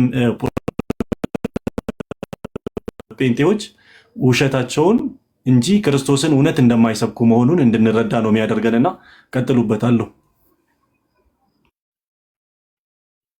እሺ ቀጥል ዮኒ ቀጥይ ፓፓ። እሺ ምን ማለት ነው ሲባል እንደ መግቢያ ያክል ሊሚትድ አቶንመንት ወይም ውስን ቤዝወት የሚባለው ከላይ ያየናቸው ሁለቱ ትምህርቶች አሉ። ሰው በኃጢአት ወድቋል። ከወደቀው የሰው ዘር ውስጥ እግዚአብሔር ደግሞ መርጧል፣ የሚያድናቸውን መርጧል። ከዚያ በኋላ ደግሞ ለነዚያ ለመረጣቸው ነው ክርስቶስ ኢየሱስ መጥቶ የሚሞተው የሚል ትምህርት ነው የኛው። ወይም ለእያንዳንዱ ግለሰብ ዓለም ላይ ላለው ለእያንዳንዱ ግለሰብ ወይም ጋንም ለሚገባው አልሞተም የሚል ትምህርት ነው። ምክንያቱም የልጁ ኢየሱስ ክርስቶስ ደም ከኃጢአት እና ከሲኦል አቅም በላይ ስለሆነ የክርስቶስ ሞተለት ጋንም የሚገባ ከክርስቶስ ደም አቅም በላይ የሆነ ኃጢአት ሰርቷል ማለት ነው የሚል አመክንዮ ስለሚከተል ማለት የለውም። ያው አንድ ቅድም እንዳልኩ ከላይኛው ጋር እሱ አምስቱንም እያብራራ ስለሚመጣ ላይኛው ላይ ዩ የሚለው ላይ አንኮንዲሽናል ኢሌክሽን የሚላለ እዛ ላይ የተወሰኑትን ለድህነት የተወሰኑትን ደግሞ ለፍርድ የተመረጡ አሉ ይልና ሊሚትድ አቶንመንት ላይ ኤል ላይ ሲመጣ አሁን ክርስቶስ የሚሞተው ከላይ ለተወሰኑ ለሚድኑት ማለት ነው፣ ለነሱ ብቻ ነው፣ ፍርድ ለተፈረደባቸው ለነሱ አይደለም ብሎ አንድ ላይ ይዞ ያብራራዋል። ቀጥሉ። እሺ እናመሰግናለን ዮኒ። እንግዲህ እንደሰማችሁት አስቀድሞ እዚህ ጋር አንድ ነገር ልበላችሁና ይሄ ውስን ቤዝወት የሚለው ለሲኦል ምርጫው በራሱ አስቀድሞ ምርጫው ለሲኦልና ለገነት ነው፣ ወይንም ደግሞ ለመንግስት ሰማያት የሚመረጡ አሉ፣ ከዛ ደግሞ ለሲኦል የሚመረጡ ወይም ለፍርድ የሚመረጡ አሉ። እና እነዚህ ነገሮች ሲነሱ አይ እኔ ለሲኦል የተመረጡ አሉ ወይም ለሲኦል እግዚአብሔር መርጧል ብዬ አላምንም የሚል ሰው አለ። ከዛ ውስጥ አንዱ እሱ ነው። እንደዛ አላምንም ይላል። ለመዳን ግን የተመረጡ አሉ። የተመረጡ አሉ ማለት ያልተመረጡ ቀርተዋል ማለት ነው። ያኛውን ቃሉን አይጠቀሙም እንጂ ማለት ይችን ቪዲዮ ቆርጠው ይችን ነገር ማሻሻል አስመስለው እንዳይሰሩ ከዚሁ እንድንቆርጠው ብዬ ነው። እና የሚድኑት ለምሳሌ ከዚህ ውስጥ የሆነ ቦታ ለመሄድ የሆነ ሰው ተመረጠ ማለት ሌሎቻችን አልተመረጥንም ማለት ነው። ስለዚህ ሌሎቻችን መቅሪያችን የት ነው? ሲኦል ነው የሚሆነው፣ ወይም አንሄድም እንደማለት ነው በምሳሌው። በምርጫው ከሄድን ደግሞ ለገነት የተመረጡ ካሉ ለሲኦል ናቸው ማለት ነው ያልተመረጡት። እና ምርጫው እንደዛ ነው፣ ደብል እና ሲንግል ሲሆን ማለት ነው። እሺ ናቱ ቀጥል። ያ ቃል የተሰማለን የመጀመሪያው ይሄ ውስን ቤዛዎትን ለመረዳት ቅድም የጀመርነው ነገር ነው። ውስን ቤዛዎትን እንግዲህ ሁለቱ ያሉትን እንግዲህ እንደተባለው እርስ በርስ የድቤት ጥሪ አድርጉ። ግን ውስን ቤዛዎት የሚሉትን ለመረዳት የመጀመሪያው ምርጫውን የእግዚአብሔርን ውሳኔን ምን እንደሚሉ ይሄው ከራሳቸው ወይ ደግሞ ዌስትሚኒስተር ኮንፌሽንን መመልከት አስፈላጊ ነው ማለት ነው። አሁን ለምሳሌ ቁጥር 3 ላይ ምን ይላል? ለክብሩ መገለጫ አንዳንድ ሰዎችና መላእክት ለዘላለም ሕይወት በእግዚአብሔር አስቀድመው ሲወሰኑ፣ ሌሎች ደግሞ ለዘላለም ሞት አስቀድመው በእግዚአብሔር ተወስነዋል ይላል። ይሄ ራሳቸው መጽሐፍ ነው፣ ዌስትሚኒስተር ኮንፌሽን ማለት ነው። እና ደግሞ በጣም የሚገርመው ነገር እነዚህ መላእክትና ሰዎች አስቀድሞ የተወሰኑ ማለት ነው። አስቀድሞ የተወሰኑ ሰዎች እንዲህ አስቀድመው በነፍስ ወከፍና በማይሻር ውሳኔ ስለታቀዱ ቁጥራቸው አይጨምርምም ወይም አይቀንስምም ማለት። ለምሳሌ በቃ አንድ ሰው ዛሬ በራሱ ፈቃድ ለምሳሌ አስቀድሞ መጀመሪያ ካልተወሰነ፣ ለህይወት አስቀድሞ መጀመሪያ ካልተወሰነ በራሱ ፈቃድ አምኖ መጨመር አይችልም ከሚድኑት ወገን ማለት ነው። ለመዳን ቀድሞ መወሰን አለበት አንድ ሰው በካልቪኒስት ትምህርት ወይም ደግሞ በነ አማን ትምህርት ማለት ነው። አስቀድሞ መወሰን አለበት። ኢቭን ይሄ ድህነቱ ወደ ድህነቱም ከመምጣታችን በፊት እንግዲህ የሰው ውድቀትንና ደግሞ ላሳያችሁ እዚሁ ላይ ማለት ነው። እሺ እዚህ ጋር ያው ታዩታላችሁ። ምዕራፍ 9 የሰው የመምረጥ ችሎታን ሲያሳይ ቶታል ዲፕራቪቲ የሚለውን ማለት ነው። አንኮንዲሽናል ኢሌክሽንን ያየ ነው። አሁን ደግሞ ይሄ ቶታል ዲፕራቪቲ የሚለውን ሰው ፈጽሞ ወድቋል የሚለውን ሲያሳዩ ምን አለ? ቁጥር 2 ላይ እንደምታዩት ሰው በኃጢአት ከመውደቁ በፊት መልካሙና እግዚአብሔር የሚወደውን በመምረጥና በማድረግ ችሎታ ነበረው። አዎ እሺ። ሆኖም ይህ ችሎታው ተለዋዋጭ ስለነበር ሰው በኃጢአት ከወደቀ በኋላ ሊያጣው የሚችል ነበረ ካለ በኋላ ቁጥር 3 ላይ ምን ይላል መሰላችሁ? ሰው በኃጢአት ከወደቀ በኋላ ወደ ድህነት የሚያመራው መንፈሳዊ ነገርን ለመምረጥ ስሙ፣ ልብ በሉ እሺ። ሰው በኃጢአት ከወደቀ በኋላ እንግዲህ ክርስቶስ የመጣው በኃጢአት ስለወደቅን ነው አይደለ? ልክ እንደዛ ያንን መውደቅ ነው እያሉ ያሉት። ሰው በኃጢአት ከወደቀ በኋላ ወደ ድህነት ያ ማለት ክርስቶስን ወደ ማመን ማለት ነው የሚመራው መንፈሳዊ ነገር ለመምረጥ ችሎታ ጨርሶ አጣ። ስለዚህ ምንም ችሎታ የለው። ማንም ክርስቶስን ወዶ አይደለም ያመነው። በካልቪኒስት የመጀመሪያው ማለት ነው። የመምረጥ ችሎታ የላቸውም። ሰውየው ምን መደረግ አለበት? አስቀድሞ መወሰን አለበት። ከዛ ደግሞ አስቀድሞ የተወሰነው ሰው በውስጡ በመንፈስ ቅዱስ እንዲያምን የሚያደርገውን ነገር መንፈስ ቅዱስ ሪጀነሬት ያደርገዋል ወይ ደግሞ ዳግም ይወልደዋል። ለዛ ነው እዚሁ ላይ ምን አለ? ስለዚህ ከዚህ አይነት መልካም ነገር ጋር በመቃረኑ በኃጢአት ሙት በመሆኑ በራሱ ኃይል ራሱ ወደ መልካም ሊመልስ ወይም ሊያዘጋጅ አይችልም ይላል። ስለዚህ ይሄ ማንም ሰው በራሱ ፈቃድ ማለት ነው በራሱ ፈቃድ ትምህርትን ሰምቶ ኖርማሊ ትምህርትን ሰምቶ ወዶ ፈቅዶ ወደ ድህነት መምጣት አይችልም። የመጀመሪያው ነገር አንኮንዲሽናል ኢሌክሽንን ስናይ ቀድሞ መወሰን አለበት። ያ ሰው የሚድን የማይድን የሚለው ላይ መወሰን አለበት። የሚድን መሆን አለበት። ከዛስ የሚድን ሆኖ ራሱ ተወስኖ በራሱ አይደለም ወደ ድህነት የሚመጣው። ቶታል ዲፕራቪቲ ስላጋጠመው ይሄው የሰው ምርጫ የወደቀ ስለሆነ ምን ያስፈልገዋል? መንፈስ መጀመሪያ ይመጣና ዳግም እንዲወለድ ያደርጓል። ከዛ ፍሩት የተባለው እምነትን ይሰጠዋል። ከዛ በኋላ ነው ዳግም ከተወለደ በኋላ የሚያምነው። ይሄው ለፕሮቴስታንቶች አንድ ቻሌንጅ እዚህ ላይ ጨምረን እንለፍ።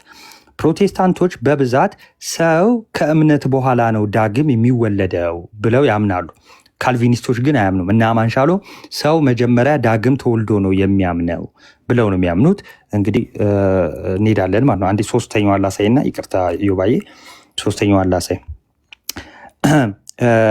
ቁጥር 6 ላይ ስለ ድህነት ደግሞ ወይ ደግሞ ስለ መካከለኝነት የገለጹት ላይ ማለት ነው። ስለ ድህነት ላይ ምንም እንኳን የድህነት ስራ የተፈጸመው ክርስቶስ ስጋ ለብሶ ከመጣ በኋላ ቢሆንም ነገር ግን ይህ የድህነት ስራው ምንድን ነው? የክርስቶስ ቤዛነት ማለት ነው። የድህነት ስራው መሰቀሉ፣ መገረፉ፣ መሞቱ፣ መታመሙ ለኛ ይሄ ያለው ማለት ነው። የድህነት ስራ ማለት ይህ የድህነት ስራ ዋጋው 1 ውጤቱ 2 ጥቅሙ 3 ዓለም ከተፈጠረ ጀምሮ ለተመረጡት ሁሉ ነው። ለተመረጡት ነው። ከላይ ምን ብሎ ነበረ? ያልተመረጡ አሉ፣ የተመረጡ አሉ። ስለዚህ ይህ የድህነት ስራው ራሱ ለማን ነው? ለተመረጡት ነው። ይኸው ቃል በቃል ነው የሚለው። ምንም እንኳን የድህነት ስራው የተፈጸመው የድህነት ስራውን የሰራው ክርስቶስ ሰው ከሆነ በኋላ ነው አይደለ? በስጋ ነው አይደል? ያም ሆኖ ሳለ ግን ይህ የተሰራው የድነት ስራ ከዛ ደግሞ የድነት ስራ ተሰርቶ የእሱ ውጤት ጥቅሙ ዓለም ከተፈጠረ ጀምሮ ለተመረጡት ብቻ የሚሆን ነው ማለት ነው። ይኸው ሌሎች ያልተመረጡት አንዴ ስለተወሰነባቸው ማመንም አይችሉም፣ ይህ ድነትም አይመለከታቸውም ማለት ነው። ቀጥታ አድሬስ የሚያደርገው ይሄንን ስለሆነ ማለት ነው። አሁን ቀጣይ ሂዱና ቀጥሎ ደግሞ መለሳሉ። እሺ ዮሐዴ አንተ ደግሞ የምትቀጥልልን እንግዲህ አሁን ምን እያየን ነው? ኢየሱስ ክርስቶስ ላይ የኢየሱስ ክርስቶስ ቤዛነት ላይ ፕሮቴስታንቶች እንኳን ስምምነት እንደሌላቸው የዓለም ቤዛ ነው የሚሉ አሉ። አይ የዓለም ቤዛ አይደለም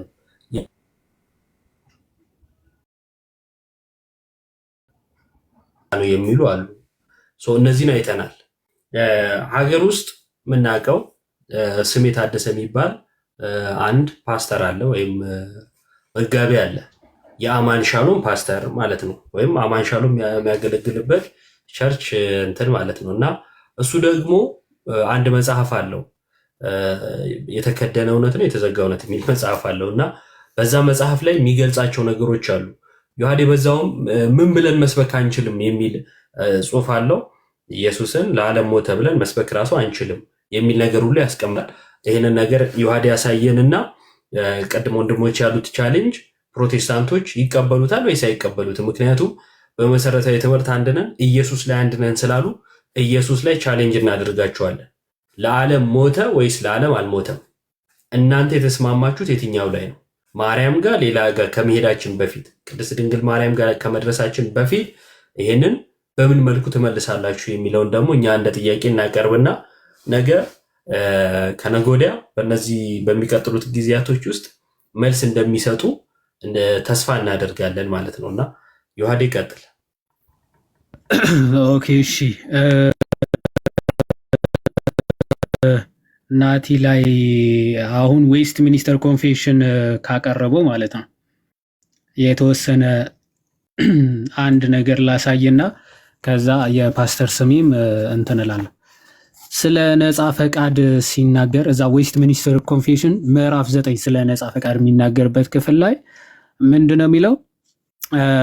ሰው በኃጢአት በመውደቁ ከድህነት ጋር ለሚመጣው ማንኛውም መልካም መንፈሳዊ ነገር ለማድረግ የመፍቀድ ችሎታውን ሁሉ ሙሉ በሙሉ አጣ። ይሄ ቶታል ዲፕራቪቲ የሚባለውን ማለት ነው። ሁሉም በቃ ቶታሊ ዲፕራይቭድ ነው። ምንም መልካም ነገር ማሰብም መምረጥም አይችልም ሁሉም ፍጥረት ብለው ነው የሚያምኑት ማለት ነው። ባይዘዌ ቱሊፕ የሚባለው ነገር መሰረታዊ ነገር ነው። የካልቪኒስት ቱሊፕ የሚለው መሰረታዊ ነገር ነው። መጀመሪያ ቲ ቶታል ዲፕራቪቲ ነው። ቶታሊ ዲፕራይቭድ ነው። ምንም መልካም ነገር ማሰብም መምረጥም አይችልም ፍጥረት ሁሉ ማለት ነው። ከዛ ቀጥሎ አንኮንዲሽናል ኢሌክሽን ነው። አንኮንዲሽናል ኢሌክሽን ማለት ከሰው ምንም ሳይጠበቅ ከሰው ምንም ሳይኖር የሚፈልጋቸውን በእግዚአብሔር ነፃ ፈቃድ ብቻ የተመረጡ የተወሰኑ ሰዎች አሉ ማለት ነው። ከዛ ቀጥሎ ኢረዚስቲብል ግሬስ ነው ማለት ነው። ያንን ውጤታማ ወይም ደግሞ የማይቋቋሙት ጥሪ እንደማለት ነው። ያንን የመረጣቸውን ሰዎች ማለት ነው ሊቃወሙት ሁላ አይችሉም ማለት ነው። ኢረዚስቲብል ግሬስ ማለት በቃ እሱ መርጧቸዋል፣ እነሱ አንፈልግም ማለት በጭራሽ አይችሉም ማለት ነው። የተመረጡት ያልተመረጡት ደግሞ በራሳቸው መምጣት አይችሉም ማለት ኢረዚስቲብል ግሬስ። ከዛ ቀጥሎ ይሄ ማለት ከዛ ሊሚትድ አቶንመንት ይላል። ሊሚትድ አቶንመንት ማለት ደግሞ እነዛ የተመረጡት ብቻ ናቸው የሚድኑ። ባይ ዘ ወይ ውሱን እኔ ቃሌ በጣም ነው የሚያሳዝነኝ። ሊሚትድ አቶንመንት ወይም ደግሞ ውሱን ቤዞት እያለ አይ ለዓለም ሁሉ ነው ቤዛ የሆነው ማለት ራሱ በጣም እኮ የሚያሳዝን ቃሉ እኮ ሊሚትድ አቶንመንት ነው ወይም ደግሞ ውስን ቤዞት ለተወሰኑ ብቻ ነው ቤዛ የሆነው ማለት እኮ ነው ባጭሩ። ሊሚትድ አቶንመንት ወይም ውስን ቤዞት ማለት የተወሰኑ ሰዎችን ብቻ ነው የተበጀው ማለት። ስለዚህ ሊሚትድ አቶንመንት እነዛ የተመረጡት ብቻ ናቸው የተበጃቸው ወይም ደግሞ የሞተላቸው ለነሱ ብቻ ነው። ከዛ ፐርሲቨረንስ ኦፍ ዘ ሴንትስ ማለት ደግሞ የነሱ ድህነታቸው ደግሞ የተረጋገጠ ነው፣ ሊያጡት አይችሉም የሚለውን ማለት። እነዚህ ናቸው የቱሊፕ መሰረታዊ ትምህርቶች ናቸው። ስለዚህ ሰው ቶታሊ የወደቀ ስለሆነ መልካም ወይም ደግሞ ማመንም እግዚአብሔርን መምረጥም አይችልም በጭራሽ ማለት። ስለዚህ ምንድነው የሚያደርገው? መንፈስ ቅዱስ እንዲያምኑ ያደርጋቸዋል። እምነት ራሱ የሚሰጣቸው መንፈስ ቅዱስ ብለው ነው የሚያምኑት ማለት ነው። ለዛ ነው ምን ይላል ይሄ ኢሬዚስቲብል ውጤታማ ጥሪ ኢሬዚስቲብል ግሬስ ማለት ነው።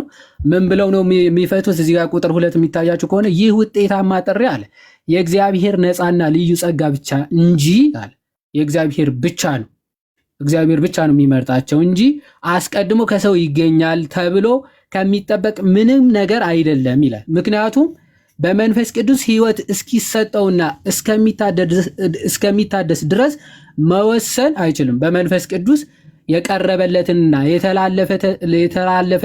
የተላለፈለትን ጸጋ ሲቀበል ለዚህ ጥሪ ምላሽ መስጠት ይችላል። ስለዚህ አስቀድሞ በመንፈስ ቅዱስ ምን እስኪያገኝ ሕይወት እስኪያገኝ እስኪሰጠውና እስከሚታደስ ድረስ ከታደሰ በኋላ ነው ራሱ በእምነት ምላሽ መስጠት የሚጀምረው ብለው ነው የሚያምኑት። ይሄንም በሚገርማችሁ ሁኔታ ህፃናትም ጭምር ካልተመረጡ አይድኑ በካልቪኒስቶች ትምህርት ማለት ያው የተመረጡት ህፃናት ያልተመረጡ አሉ ማለት ነው። ኢሌክትድ ኢንፋንትስ ነው የሚለው። የተመረጡ ህፃናት እንኳን በህፃንነታቸው ቢሞቱ መቼና የት እንዴትም ለመስራት በፈቃዱ በሚወስነው በመንፈስ ቅዱስ በኩል ዳግመኛ ይወለዳሉ ይላል።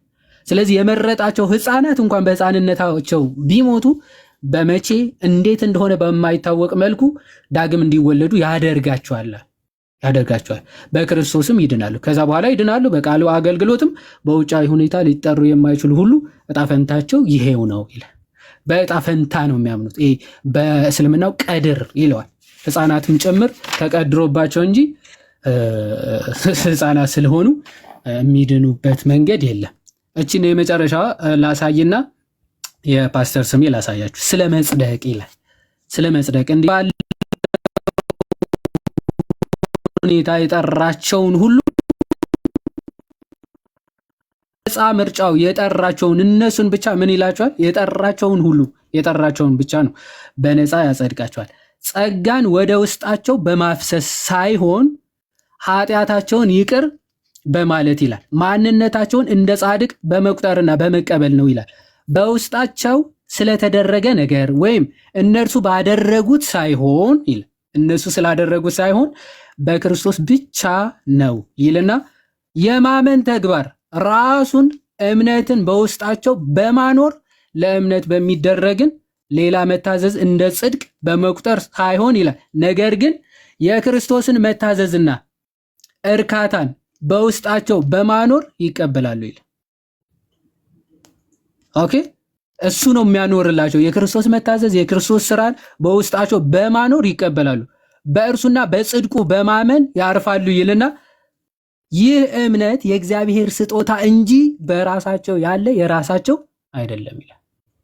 ይሄ ቅዱስ ዮሐንስ አፈወርቅ ባይዘወይ ብሊፍ ራሱ ዶክትሪናል ብሊፍ እና እንትን የሚራክል ብሊፍ ብለው በሁለት ይከፍለዋል ቅዱስ ዮሐንስ አፈወርቅ።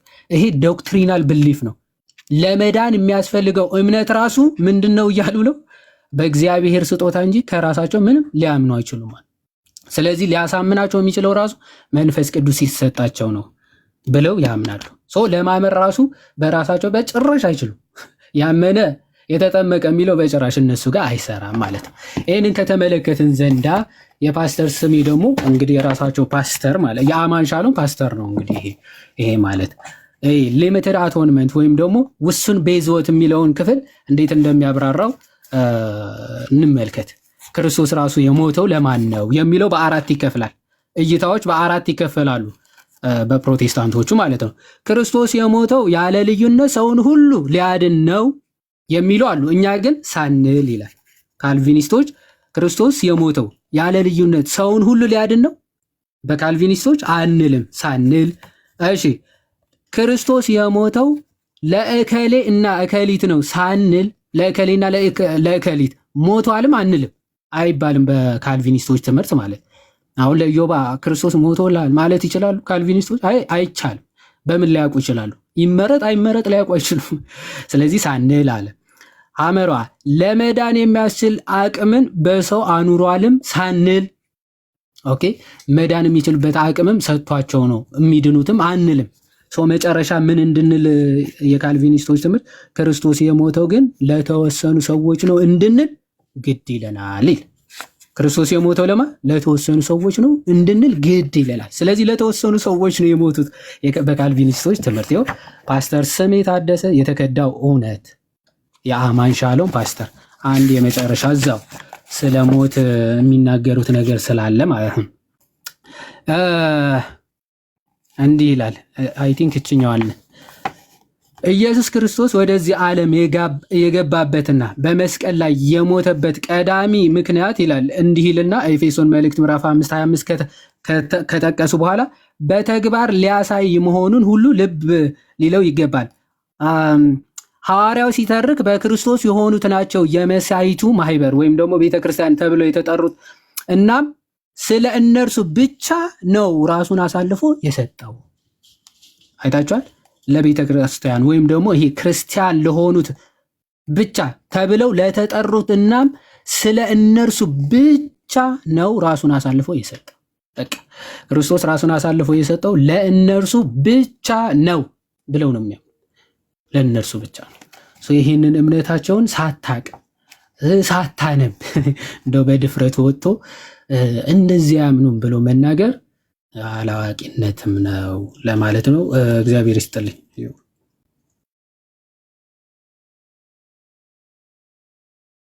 ቃልዮትን ያሰማል። በጣም እግዚአብሔር ይስጥልን። አብራርተን ያሳየኸው በጣም ጥሩ ጥሩ ማስረጃዎች ነው ወደፊት ያቀረብከውና ትዝ ይለኛል ያኔ ክርስቶስ ለተመረጡት ብቻ ነው የሞተው ሲል ዲቤት ለማቅረብ የተንጫጫው ሰው እንዲሁም እነ ማነው ስሙ እና ኩቻ ራሱ ይሄ የተረገመ ትምህርት የሰይጣናዊ ትምህርት ሲሉት ነበርና ይሄንን ትምህርት እንዴት እንደምትሞግቱት በቀጣይ ደግሞ እናያለን ማለት ነው።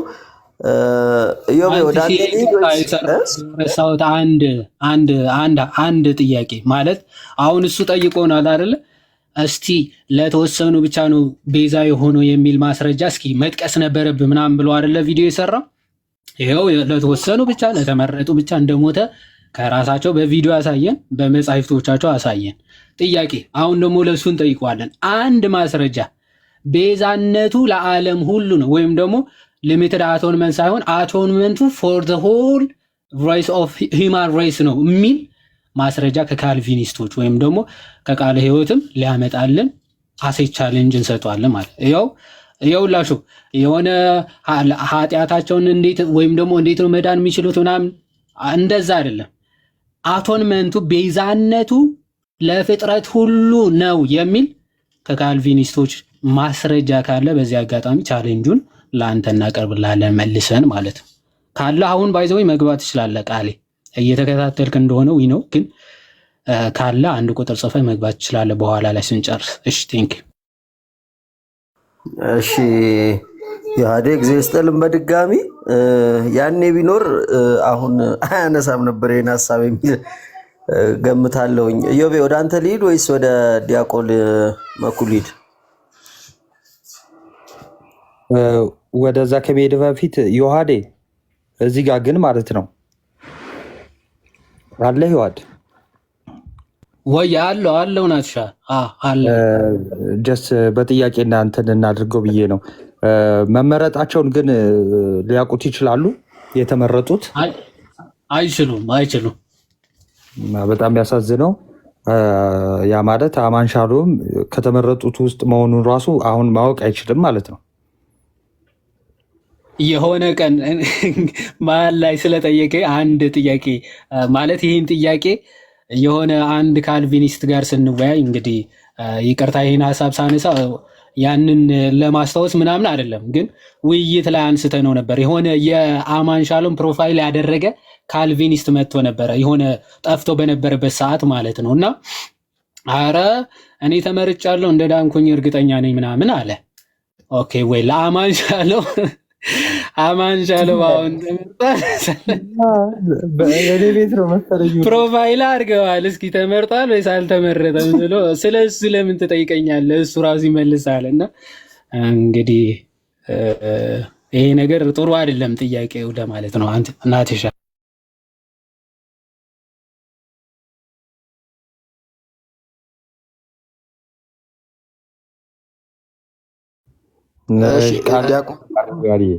ቀጥሩ።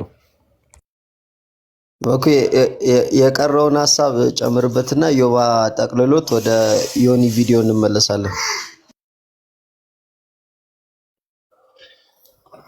እሺ ቃሎት ያሰማልን ዮሐዴ፣ ናቱም ቃሎት ያሰማልን። ጥሩ ጥሩ ፖይንቶችን አንስታችኋል። አክቹዋሊ የመጀመሪያው ይሄ ፖይንቱ ማለት ነው አምስቱ ማለት ቱሊፕ ተብሎ የተቀረጸው በካልቪኒስት እንግዲህ የመጀመሪያው እሱ ነው የቀረጸው ቀራጩ። በመጽሐፍ ቅዱስም በነገራችን ላይ በአባቶችን ብንመዝን ይህንን አናገኝም። እዚህ የምናገኝ አይደለም ማለት ሀሳቡ እንደዚህ አይነት ሀሳብ የራሱ ነው። ስለዛ ነው ካልቪኒስቶች ከጅምሩ ፕሮቴስታንቶች በነገራችን ላይ በመስራቾቻቸው ነው የሚጠሩት። ሉተራን ከሆኑ ሉተራኒዝም ናቸው። ያው ሉተርን የሚከተሉ ሉተራን ናቸው። ካልቪኒስቶች ደግሞ ያው ካልቪንን የሚከተሉ ናቸው። የመጀመሪያ የራሱ ትምህርት ያመጣ ነው ቱሊፕ የሚለው ማለት ነው። ስለዚህ አብሮ ነው የሚያያዘው። አምስቱ አይነጣጠልም ሲጀመር ማለት ነው። ቃል ያቀረበው ነገር መሀል ላይ ሊሚትድ አውቶኖመንት የሚለውን ሲያነሳ የመጀመሪያውን ማንሳት ነበረበት። ለምን? አምስቱ ቱሊፕ አብሮ ስለሚሄድ ማለት ነው። የመጀመሪያ ቶታል ዲፕራቪቲ ነው። ቶታል ዲፕራቪቲ ሙሉ በሙሉ የሰው ልጅ ሲን ማለት ሄርቱም ልቡም ሰውነቱ ምኑም ኃጢአተኛ ስለሆነ ማመን እንኳ አይችልም። ማመን እንኳ አይችልም የሚለው ነው ፖይንቱ። በደንብ አስተውሉት። አዳም ወደቀ፣ በቃ አዳም ዘር በሙሉ ማመን እንኳ አይችሉም። ለምን? በኃጢአት ሰውነቱ ሙሉ እንትን ስለሆነ። ለምን? ያንን ኃጢአት ይወራረሳል የሚለውን ያምናል ማለት ነው። ስለዚህ በኃጢአት ምክንያት ሙሉ በሙሉ ወድቋል ብሎ ነው የሚያምነው። ወደ ሁለተኛ ሲመጣ ስለዚህ እነዛ አንኮንዲሽናል ኤሌክሽን ጋር ይመጣል ማለት ነው።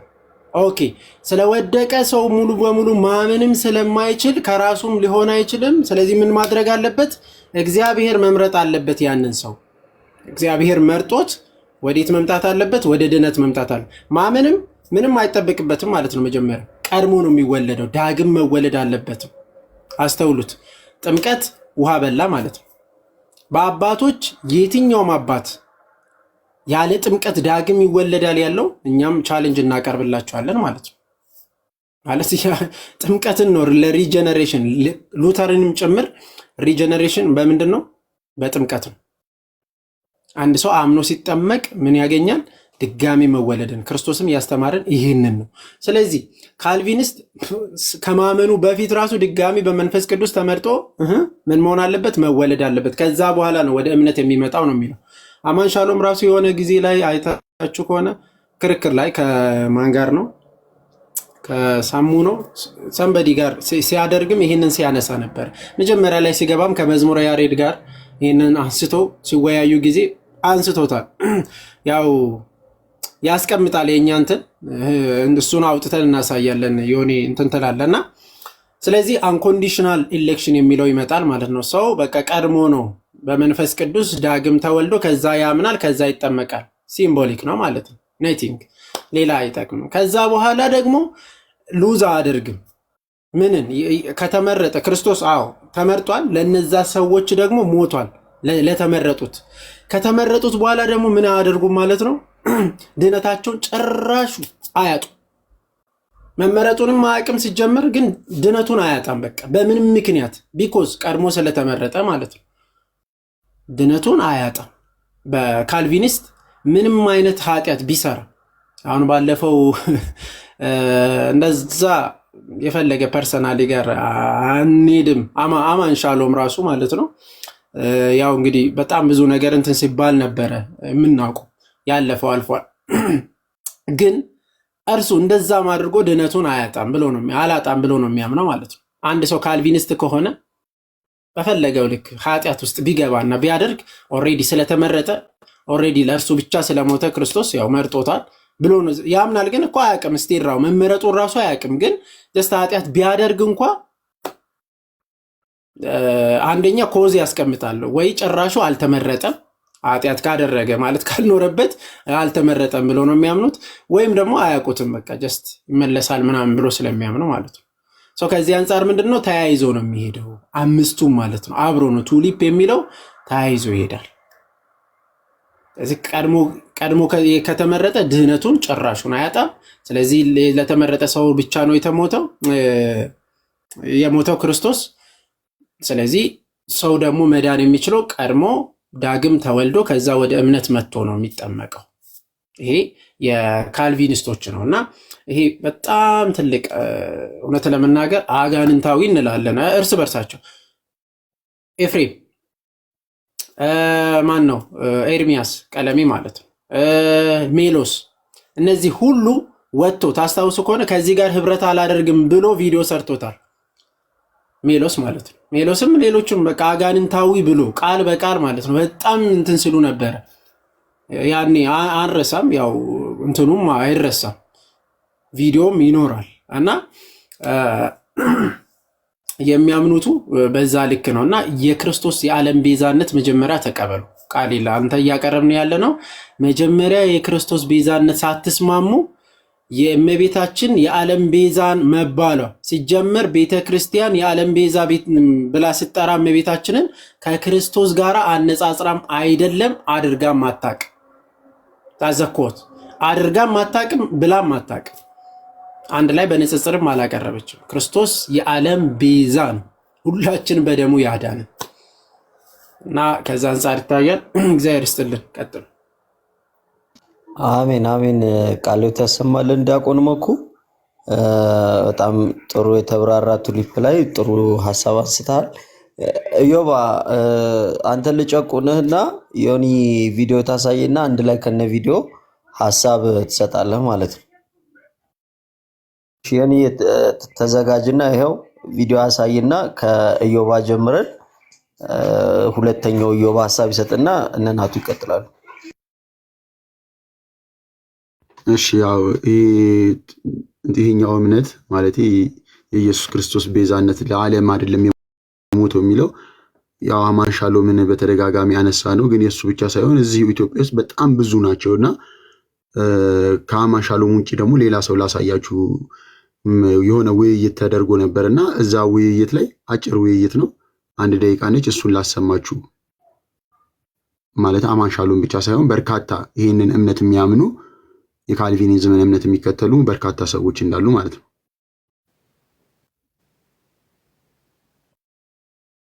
ህር ናቸው።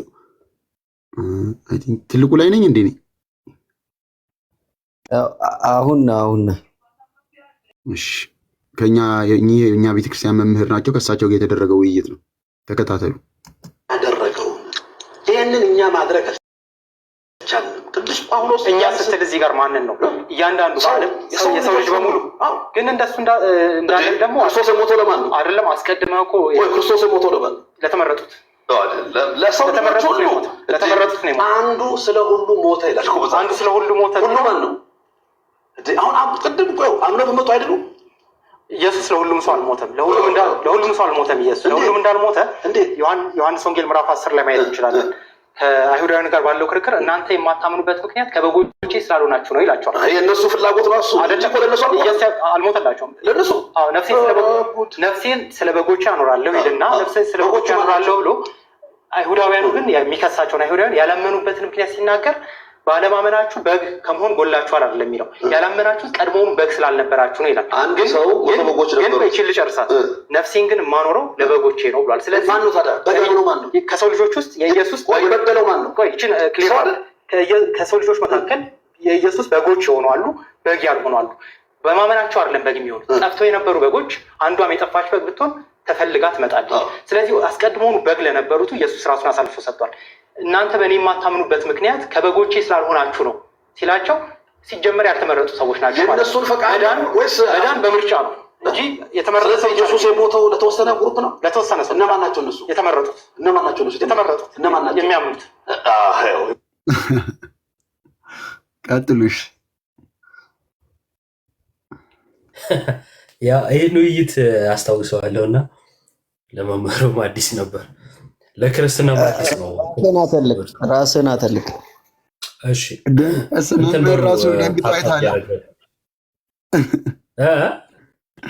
ደንግጠው መምህር ኧረ ሲል አዲስ ነው ለሳቸው ራሱና መምህሩ ደንግጠዋል።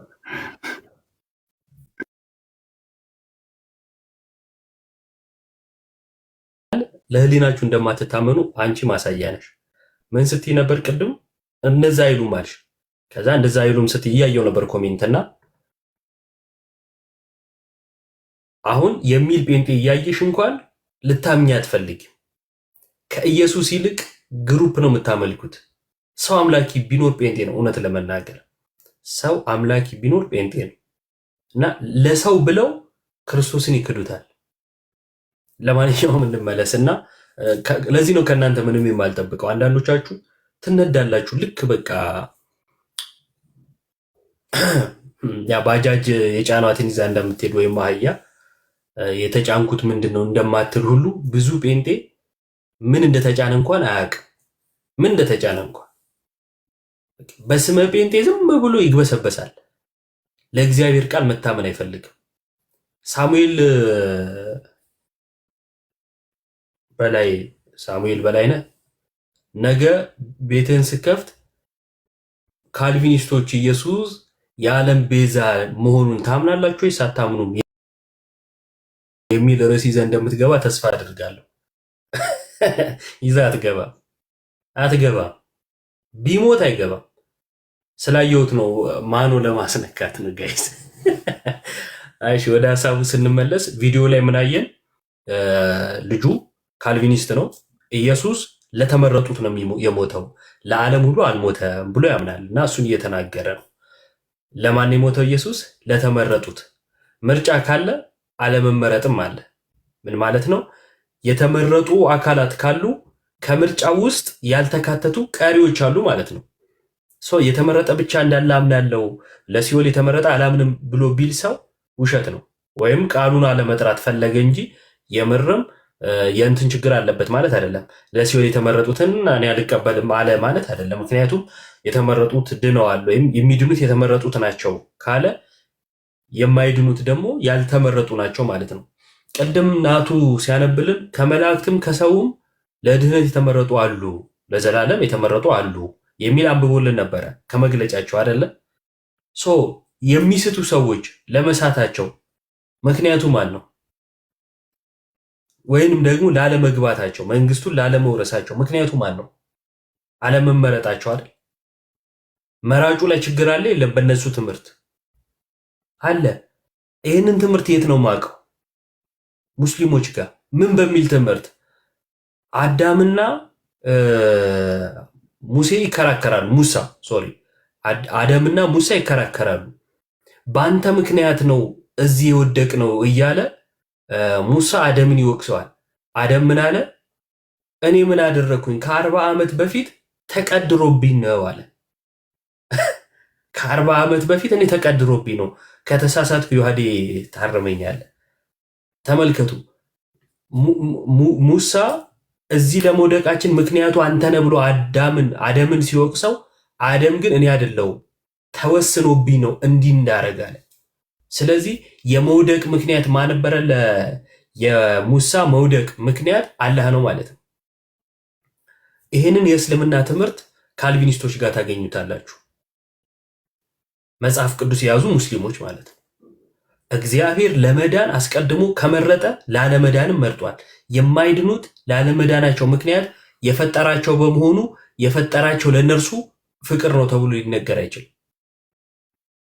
እነኛ የሲኦል የሆኑ ሰዎች እግዚአብሔርን ፍቅር ነው ሊሉ አይችሉም። እግዚአብሔር መሐሪ ነው ሊሉ አይችሉም። እግዚአብሔር እውነተኛ ዳኛ ነው ሊሉ አይችሉም። ምክንያቱም እውነተኛ ዳኛ አስቀድሞ ለክፋት አይወስንም ወይም ደግሞ አይፈጥርም። የእግዚአብሔርን ምንነት፣ የእግዚአብሔርን ቸርነት፣ የእግዚአብሔርን አዳኝነት ጥያቄ ምልክት ውስጥ የሚከት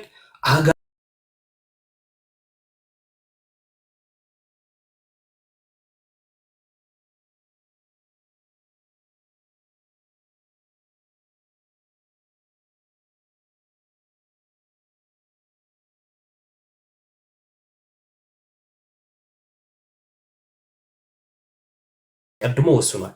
አይ በማመኔ ነው የሚሉ አሉ። መወሰኑን ለድነት እንደተመረጥኩ ማቀው በማመኔ ነው ይላሉ።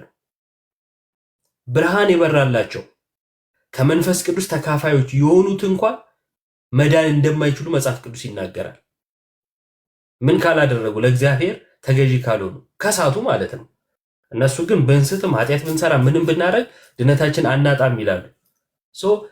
ማመናችን እንኳን ምልክት ነው ብለው ለማለታቸው ማስረጃ መሆን አይችልም፣ ወይም ደግሞ በቂ መልስ መሆን አይችልም። ስለዚህ የከረፋም ትምህርት ቢኖር ካልቪኒስት ነው። እግዚአብሔርን መሳደብ የሆነ ትምህርት ማለት ነው። በቁሙ ካልቪኒስት ስትሉ እግዚአብሔርን መሳደብ ስትጠሩት ራሱ ማለት ነው። ምክንያቱም የእግዚአብሔርን ቸርነት የሚሳደብ ስለሆነ እግዚአብሔር ቸር አይደለም እንድትል የሚያደርግ ስለሆነ ማለት ትምህርቱ። ስለዚህ ከልጁ ቪዲዮ የተረዳ ነው ምንድነው? የክርስቶስ ሞት ለዓለም እንዳልሆነ ቃል በቃል ነው የሚለው። ኢየሱስ ለሁሉ አልሞተም ለተመረጡት ነው የሞተው ብሎ ነው የሚናገረው። ካልቪኒስት ነው፣ ፕሮቴስታንት ነው። ስለዚህ የኢየሱስን ቤዛነት የማይቀበሉ ፕሮቴስታንቶች አሉ። ቅድም ስማቸው የተጠራ በነገራችን ላይ ቲክቶክ ላይ ስላሉና ሩቅ አርጋችሁ እንዳታስቧቸው ነው ስማቸው የተጠራ ሰዎች ስማቸው የተጠራው እንጂ ያን ያህል ቁም ነገር ተሰጥቶ እንደው ለነሱን ርዕስ ለማድረግ አይደለም። አንዳንዶቹ በቅርብ ጊዜ የመጡ እስከ መፈጠራቸው ያወቅናቸው እንኳን ቅርብ ጊዜ በሌላ በምንም ሊታወቁ የማይችሉ ሰዎች ናቸው። ግን ደግሞ ፕሮቴስታንቶች አንዳንድ የዋሆች ስለሚከተሏቸው ሄዳችሁ መጠየቅ እንድትችሉ ነው አድራሻን የጠቆምናችሁ። አማን ስንል እንደ አድራሻ ሄዳችሁ ኢየሱስ ለዓለም ሞቷል ወይስ አልሞተም የሚለውን እንዲመልስላችሁ እንድጠይቁት። ሊሚትድ ብሎ አይ ለሁሉም ነው ብሎ የሚናገር ተርጓሚ እኮ በጣም ከባድ ነው። ቃሌ የዋሸው ውሸት ያፈጠጠ ማለት ነው። ውስን ቤዞት ብሎ ውስን አይደለም ሲያነበው ውስን ይሆንና እሱ ሲተረጉመው ውስን አይሆንም ማለት ነው። የካልቪኒስቶች ትምህርት እንዳትረሱ። ኢየሱስ ለዓለም ሞተ የሚል እምነት የለውም። ኢየሱስ ለዓለም ሞተ የሚል እምነት የለውም። እግዚአብሔር ለሲኦል ይመርጣል ከሰውም ከመላእክትም። ስለዚህ እግዚአብሔር ቸር ነው የማለት ድፍረት የለውም። እግዚአብሔር ፍቅር ነው የማለት ድፍረት የለውም። ይህን ማለት ካልቻለ ደግሞ ከአጋንንት እንጂ ከመንፈስ ቅዱስ ሊሆን አይችልም። ኢየሱስ ጌታ ለማለት እንኳን የመንፈስ ቅዱስ እገዛ ያስፈልገናል አይደል?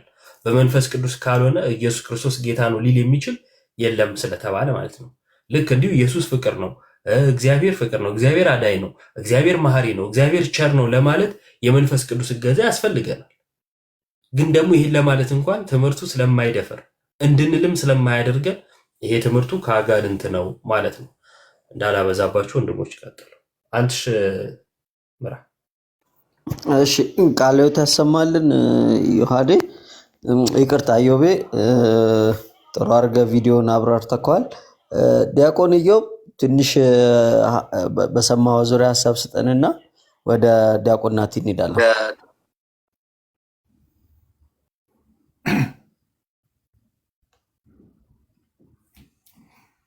አመሰግናለሁ።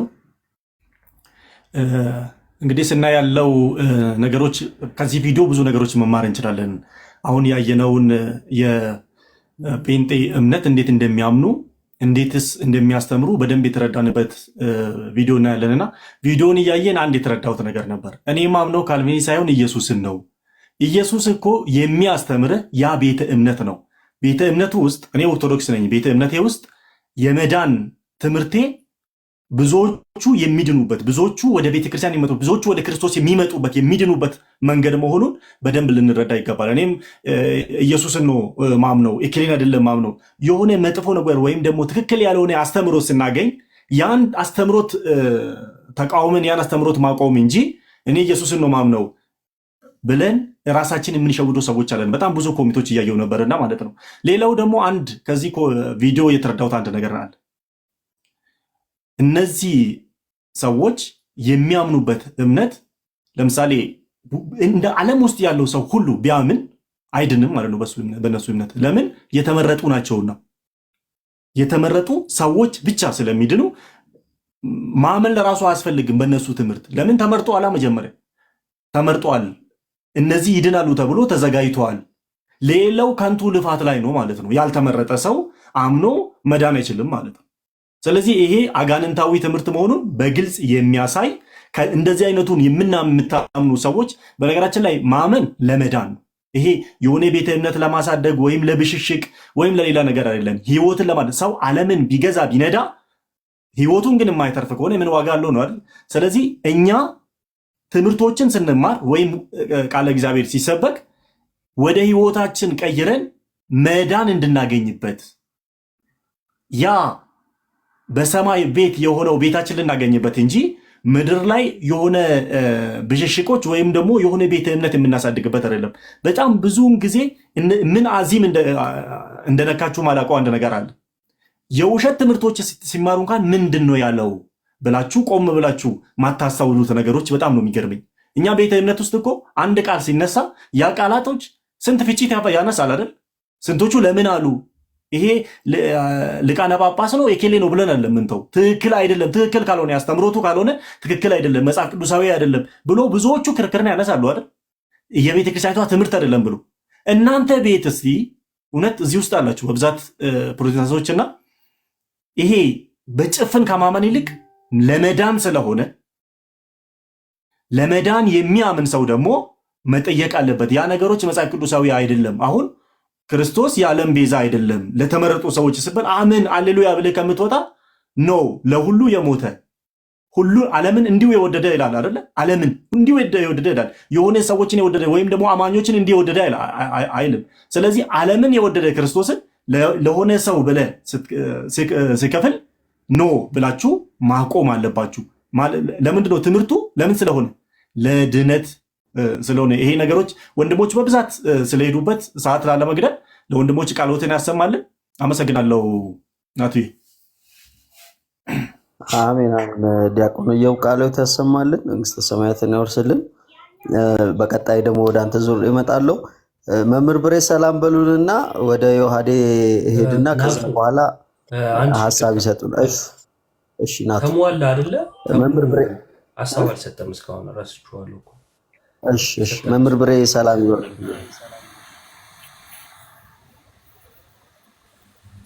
ሰላም ሰላም ሰላም፣ እንዴት አላችሁ? እንዴት ቆያችሁ? እንዴት አመሻችሁ? እግዚአብሔር ይመስገን። እንደምን አሉ መምህር ብሬ? ሁሉ ሰላም እግዚአብሔር ይመስገን። ኦ ተምዬ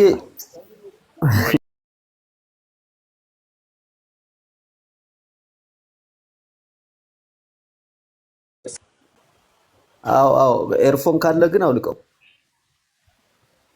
እሺ መልካም። ካልተሰማው አውልቀዋለሁ። አንቱ አልሰማም። ትንሽ ይራቅ ይላል። እሺ ነገር ይላል። ለዛ እንደዚሁ ልቀጥል። ዮሐዲም ብዙ አንስቷል፣ ዲያቆናቲም ብዙ ብለዋል፣ ሌሎችም ወንድሞች ብዙ ብለዋል።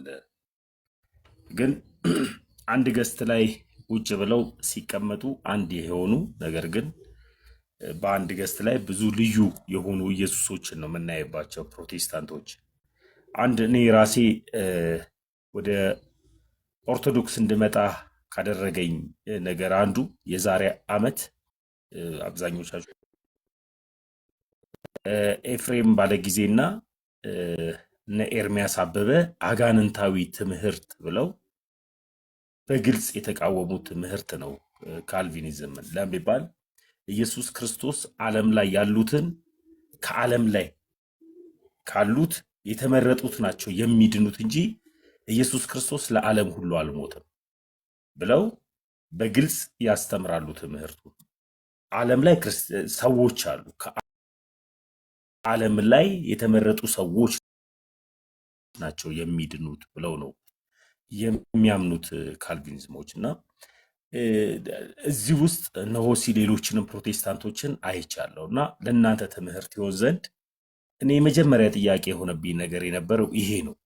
ብዙ ልዩ ኢየሱሶችን አየውበት ፕሮቴስታንት ላይ እና የአማን ሻሎም ፓስተርም ራሱ አርሜኒያዎች የሚያመልኩት ኢየሱስ ልዩ ኢየሱስ ነው ብሎ በግልጽ የመጽሐፉ ምርቃት ላይ ተናግሯል። እና ፕሮቴስታንቶች መካነ ኢየሱስ ሌላ፣ ቃለ ሕይወት ሌላ፣ መሰረተ ክርስቶስ ሌላ የሚታመንበትና የሚያምኑበት ኢየሱስ ነው ያለው። መሰረተ ክርስቶስ ኢየሱስ ክርስቶስ ለዓለም ሁሉ ነው የሞተው ብላ ነው የምታምነው። ደግሞ ካልቪኒዝሞች ደግሞ እንደ ቃለ ሕይወት ደግሞ ዓለም ላይ ላሉ ለተመረጡ ሰዎች ነው ኢየሱስ የሞተው ብለው ነው የሚያምኑትና ምን እላቸዋለሁ? አስተውሉ። በአንድ ገስት ላይ አንድ ነን ይላሉ እንጂ አንድ አይደሉም። ካያችሁ ግሩፑ ሲበዛ ካያችሁ አንዱ ከአንዱ ትምህርቱ ስለሚለያይ በአንድ ገስት ላይ እንኳን ሁሉም አንድ ላይ አታገኟቸውም። የተለየና የተለያየ ኢየሱስ ስላለበት ማለት ነውና በተለይ ኤፍሬም ባለጊዜ የሚያስተምረው ስላሴ እና አማን ሻሎም የሚከተለው ስላሴ እንኳን ይለያያል። አማን ሻሎም የሚያስተምረው ኢየሱስና ኤርሚያስ አበበ የሚያስተምረው ኢየሱስ ይለያያል። ሁላችሁም እዚህ ገስት ላይ ስላላችሁ፣ ሁላችሁም እዚህ ቲክታክ ላይ ስላላችሁ ነው የምነግራችሁ። ከቲክታክ ውጭ ግን አማን ሻሎም ራሱ ምን ብሏል? እኔን መሰል አትበል፣ ሁላችንም አንድነን አትበሉ፣ ልጅህ ከመሰለ ይበቃል። በግልጽ ነው ያለው። የዛሬ ዓመት ካስታወሳችሁ ልጅህ ከመሰለ ይበቃል። መሬት ላይ ያለውን ኢቫንጀሊካል አስተምህሮ ላይቭ ላይ እናምጣው፣ ቲክታክ ላይ እናምጣው። ለምን ቢባል አንዱ ከሉተር ነው የሚመዘዘው፣ አንደኛው ደግሞ ከካልቪን ነው የሚመዘዘው። መመዘዣችን ራሱ መነሻችን ራሱ የተለያየ ነው። ፔንቴኮስታል የሚለው ነው አንድ የሚያደርገን፣ ህብረቱ ነው አንድ የሚያደርገን እንጂ ትምህርታችን ይለያያል። እኔ ምሰል አትበለኝ ልጅ ይምሰል ብሎ አማን ሻሎም ለኤርሚያስ ወይም ደግሞ በቅጽል ስሙ ለቀለም ወርቅ አይተንፍሱ እንደዚሁ ግልጽ ተናግሮታልና ፕሮቴስታንቲዝም የተለየ ብዙ የተለያዩ አስተምህሮት ነው ያለው። ኦርቶዶክስ ጋር ስንመጣ ግን የተለየ አናገኝም። አንዱን ኢየሱስን በአንድነት ነው የሚሰበከው፣ አንዱን አምላክን በአንድነት ነው የሚነገረው። ምንም የተለየ ነገር የለውም። አመሰግናለሁ። አንቱካ አሜን። ቃሉ ያሰማልን። ተሙዬ መንግስተ ሰማያትን ያወርስልን። ማን ይቅደም ዮሐዴ ወይንስ ናቱ? ያለው ቪዲዮ አውቃታለሁ። ናቱ ወይ ዮሐዴ? ስፔሲፊካሊ ቃሌ የቃሌ ኢየሱስና የአማን ሻሎም ኢየሱስ አንድ ናቸው ወይ? ከዚህ ሐሳብ ላይ ተነስታችሁ ጨምራችሁ አብራሩልን።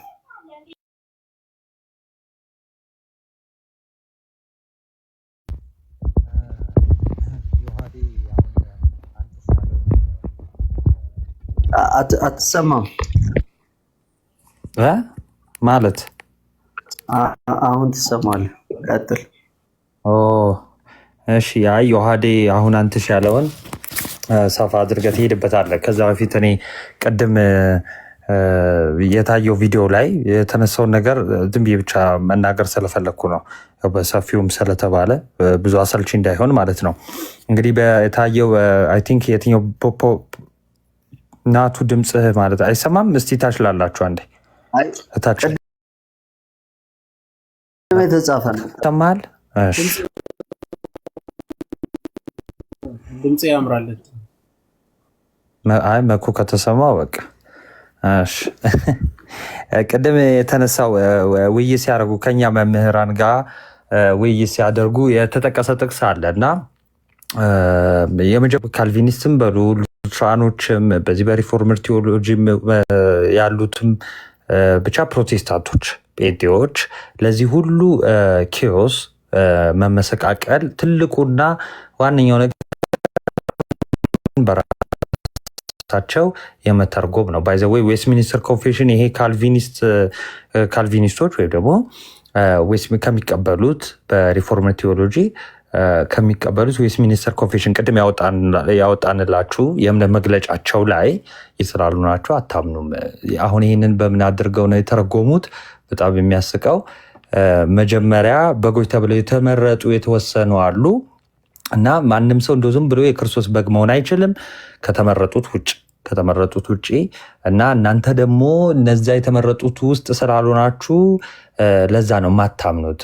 ዩሲ ቅድም ያወራነው ነገር ይመጣል። ሰው ከተመረጠው ውጭ ሆኖ ማመንም አይችልም በራሱ የሚለው ላይ ይመጣል። ክፍሉ ግን እንደዛ አይደለም የሚናገረው። በጣም ግልጽና ግልጽ ነው ክፍሉ። ቅድም ስለሰማችሁት ለክርስቲያኖች ነው ይሄ ለክርስቲያኖች ስለሆነ ቅድም ስለሰማችሁት አንድ ነገር ልናገር ብዬ ነው። ከላይ ምንድነው እንግዲህ አይሁዶች ምን ያደርጋሉ? ክርስቶስን ከበው እስከ መቼ በጥርጣሬ ታቆየናለህ እና ገልጠ ንገረን ይሉታል። እንግዲህ ይሄንን ሁሉ እስካሁን እየነገራቸው የሚመጣው ነገር ስለ አምላክነቱ የእግዚአብሔር ልጅ ስለመሆኑ በደንብ ነግሯቸዋል። በመንገር ብቻ ሳይሆን በተአምር ማሳይቷቸዋል እና አሁንም እያመኑ አይደለም። ከዛ በኋላ 25 ላይ ቁጥር 25 ዮሐንስ ወንጌል ምዕራፍ 10 25 ላይ መልሶ ምን ይላቸዋል? ነገርኳችሁ አታምኑም። እኔ በአባቴ ስም የማደርገው ስራ ይህ ስለ እኔ ይመሰክራል አላቸው። እንግዲህ ምን ብሏቸዋል? ነገርኳችሁ አታምኑም አላቸው። ይኸው ነግሬያችኋለሁ፣ እናንተ ግን እያመናችሁ አይደለም። ይኸው እኔ በአባቴ ስም የማደርገው ስራ ይህ ስለ እኔ ይመሰክራል። እኔ ማን እንደሆንኩ ይነግራችኋል። ኦኬ አባቴም ይሰራል እኔም እሰራለሁ ብሎ ነበር አይደለም? እኔ የምሰራው ከአባቴ የተለየ አይደለም ብሏል። እኔ የምሰራው ያንኑ አባቴ የሰራውን ነው። ስለዚህ እግዚአብሔር አብ መለኮት ነው፣ አምላክ ነው። ይሄው እኔም አምላክ ነኝ እያለ ነው። ኦኬ ያ ባህሪ አንድ እንደሚያደርገው እየተናገረ ነው ማለት ነው። ስለዚህ ይሄንን ሁሉ ነገርኳችሁ አታምኑም፣ እኔ በአባቴ ስም የማደርገው ስራ ማን እንደሆንኩ ይመሰክራል። ያኔ ልታቁኝ እንደው ትችሉ ነበረ ብሎ ከተናገረ በኋላ 26 ላይ እናንተ ግን እንደነገርኳችሁ ከበጎቼ ስላልሆናችሁ አታምኑም አለ። አንድ ቃል ወደኋላ ተመልሼ ልንገራችሁ። ዮሐንስ ወንጌል ምዕራፍ 8:47 ላይ ከእግዚአብሔር የሆነ የእግዚአብሔርን ቃል ይሰማል፣ እናንተ ከእግዚአብሔር አይደላችሁምና ስለዚህ አሰሙም ብሎ ተናግሯቸዋል። ይህ ምን ማለት ነው? ከእግዚአብሔር የሆነ የእግዚአብሔርን ቃል ይሰማል። የክርስቶስ በግ ለመሆን በነገራችን ላይ የክርስቶስ በግ ለመሆን በቃ ክርስቶስን መስማት ነው። ለዛ ነው ይኸው ነገርኳችሁ አታምኑም፣ ስለዚህ በጎቼ አይደላችሁም እያለ ነው። የክርስቶስ በግ ለመሆን ክርስቶስን ምን ማድረግ አለብን? መስማት አለብን። ኦኬ ከዛስ እዛው ሲመልስ ልብ ብላችሁ ስሙ። 27 ላይ በጎቼ አለ። እኔ በጎቼ የምላቸው እናንተ በጎቼ አይደላችሁም ብሏል። ይኸው እኔ በጎቼ የምላቸው አለ በጎቼ ድምፄን ይሰማሉ። ድምፄን ይሰማሉ ምን ማለት ነው? የድምፅ ቃናውን ነው አይደለም። እሱ ያስተማረውን ትምህርት፣ የእሱን ፈለግ፣ የእሱን አስተምህሮ፣ የእሱን ማንነት አምኖ መቀበል ማለት ነው። ይኸው በጎቼ ድምፄን ይሰማሉ አለ። ከዛስ እኔም ደግሞ አውቃቸዋለሁ ይከተሉኛሉ ማለት። ስለዚህ እያወራ ያለው ስለምንድን ነው? ስለማያምኑ ስለተጠራጠሩት ነው። አሳይቷቸዋል። መለኮቱን ገልጦ አሳይቷቸዋል። በተአምራት ሁሉ አሳይቷቸዋል። ይሄን ክፍል ዮሐንስ ወንጌል ባይዘ ሲጨርስ እንደውም ዮሐንስ ምንም ተአምር አድርጎ አላሳየንም ብለው በክርስቶስ አምነዋል። በነገራችን ላይ ይሄው ዮሐንስ ምንም አድርጎ ተአምር አላሳየንም፣ ግን ዮሐንስ የመሰከረለት እሱ ግን እንደው ተአምራትን አድርጓል ብለው በእርሱ ሲያምኑ እናያለን ማለት ነው። ስለዚህ እዚህ ጋር የሚላቸው እናንተ ግን እንደነገርኳችሁ ከበጎቼ ስላልሆናችሁ የሚለው በቃ በጎቼ አይደላቸውም። እኔ ይኸው እረኛ ነኝ፣ እኔ እረኛ ነኝ፣ እውነተኛ እረኛ ነኝ፣ ነፍሱን ስለ በጎቹ የሚሰጥ እረኛ ነኝ። እናንተ ግን በጎቼ ብትሆኑ ኖሩ ታምኑ ነበረ። ከጅምሩ እኔን መስማት አትችሉ። በጎቼ የምላቸው ግን እኔን የሚሰሙኝ ናቸው። ይኸው በጎቼ ድምፄን የሚሰሙ ነው በጎቼ የምላቸው። ከዛስ እኔም ደግሞ የሚሰሙኝን ደግሞ አውቃቸዋለሁ። ከዛስ እነሱም ደግሞ የሚከተሉኝ ናቸው፣ ይከተሉኛል ብሎ ተናገረ ማለት ነው። ከዛስ መከተል ብቻ አይደለም። ቁጥር 28 ላይ ምን አለ? እኔም የዘላለም ሕይወት እሰጣቸዋለሁ፣ ለዘላለምም አይጠፉም። ለዘላለም አይጠፉት የቶቹ ናቸው? የተመረጡት ያልተመረጡት ይላል አይልም። ይኸው የሚሰሙት ምን የሚል ድምፁን የሚሰሙት ክርስቶስን ድምፅ የምንሰማ ከሆነ ከእጁ ማንም ሊነጥቀን አይችልም። ባይዘወይ ማንም የምንም አሰራር የለማ። ይኸው ከሱ እጅ ማንም ከአባቴ እጅ ማንም አይነጥቃቸውም ብሏል። ኦኬ ለምን? እኔና አብ አንድ ነን። እዚሁ ላይ እንደውም አነብላቸዋለሁ። ስለዚህ ምን አለ? እኔም የዘላለም ሕይወት እሰጣቸዋለሁ አለ፣ ለዘላለምም አይጠፉም ማለት ከእጄ ማንም አይነጥቃቸውም አለ። ከዛስ የሰጠኝ አባቴ ከሁሉ ይበልጣል፣ ከአባቴ እጅ ሊነጥቃቸው ማንም አይችልም። ለምን? እኔና አብ አንድ ስለሆነ አንድ ነን ብሎ ይዘጋዋል ማለት ነው። ስለዚህ እዚህ ጋር እያወራ ያለው ሰው በጉ ከመሆኑ በፊት ሳያምን ባይዞ በጉ ሊሆን አይችልም። ድምፁን ሳይሰማ በጉ ሊሆን አይችልም። ክርስቶስ በእነሱ አፈታት ግን ሰው ማመን የሚችለው ከጅምሩ በግ ከሆነ በኋላ ወይም ደግሞ ይሄ እንደተባለው ኢሬዚስቲብል ግሬስ የተባለው ሊቋቋሙ የማይችለውን ጸጋ ተቀብሎ ሰው ሪጀነሬት ካደረገ በኋላ ነው ማመን የሚችለው። ስለዚህ እምነት ፍሩት ነው ወደሚለው ይሄዳል። ስለዚህ ዮሐንስ ወንጌል ምዕራፍ 10 ቁጥር 26 በጣም አቢዩዝ የተደረገ ክፍል ነው በእነሱ ማለት ነው። ስለዚህ ክርስቶስ እውነተኛ እረኛ ነው። ስለዚህ በቃ እውነተኛ እረኝነቱን በደንብ አድርጎ አሳይቶን የሄደ ጌታችን መድኃኒታችን ኢየሱስ ክርስቶስ ነው። ሰው ግን ምን ማድረግ አለበት? እረኝነቱን አምኖ መቀበል አለበት። የእሱን ድምፅ መስማት አለበት። የክርስቶስን ድምፅ። ታፍኗል ድምፄ እስካሁን በጌታስ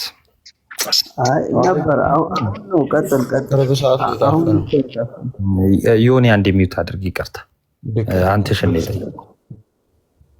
እሺ ኤኒዌይስ በቃ ቀጥሉ። ቴንኪዩ። ብቻ ዮሐንስ ወንጌል ምዕራፍ 10 ከአንኮንዲሽናል ኢሌክሽን ጋር የተያያዘ ነገር አይደለም።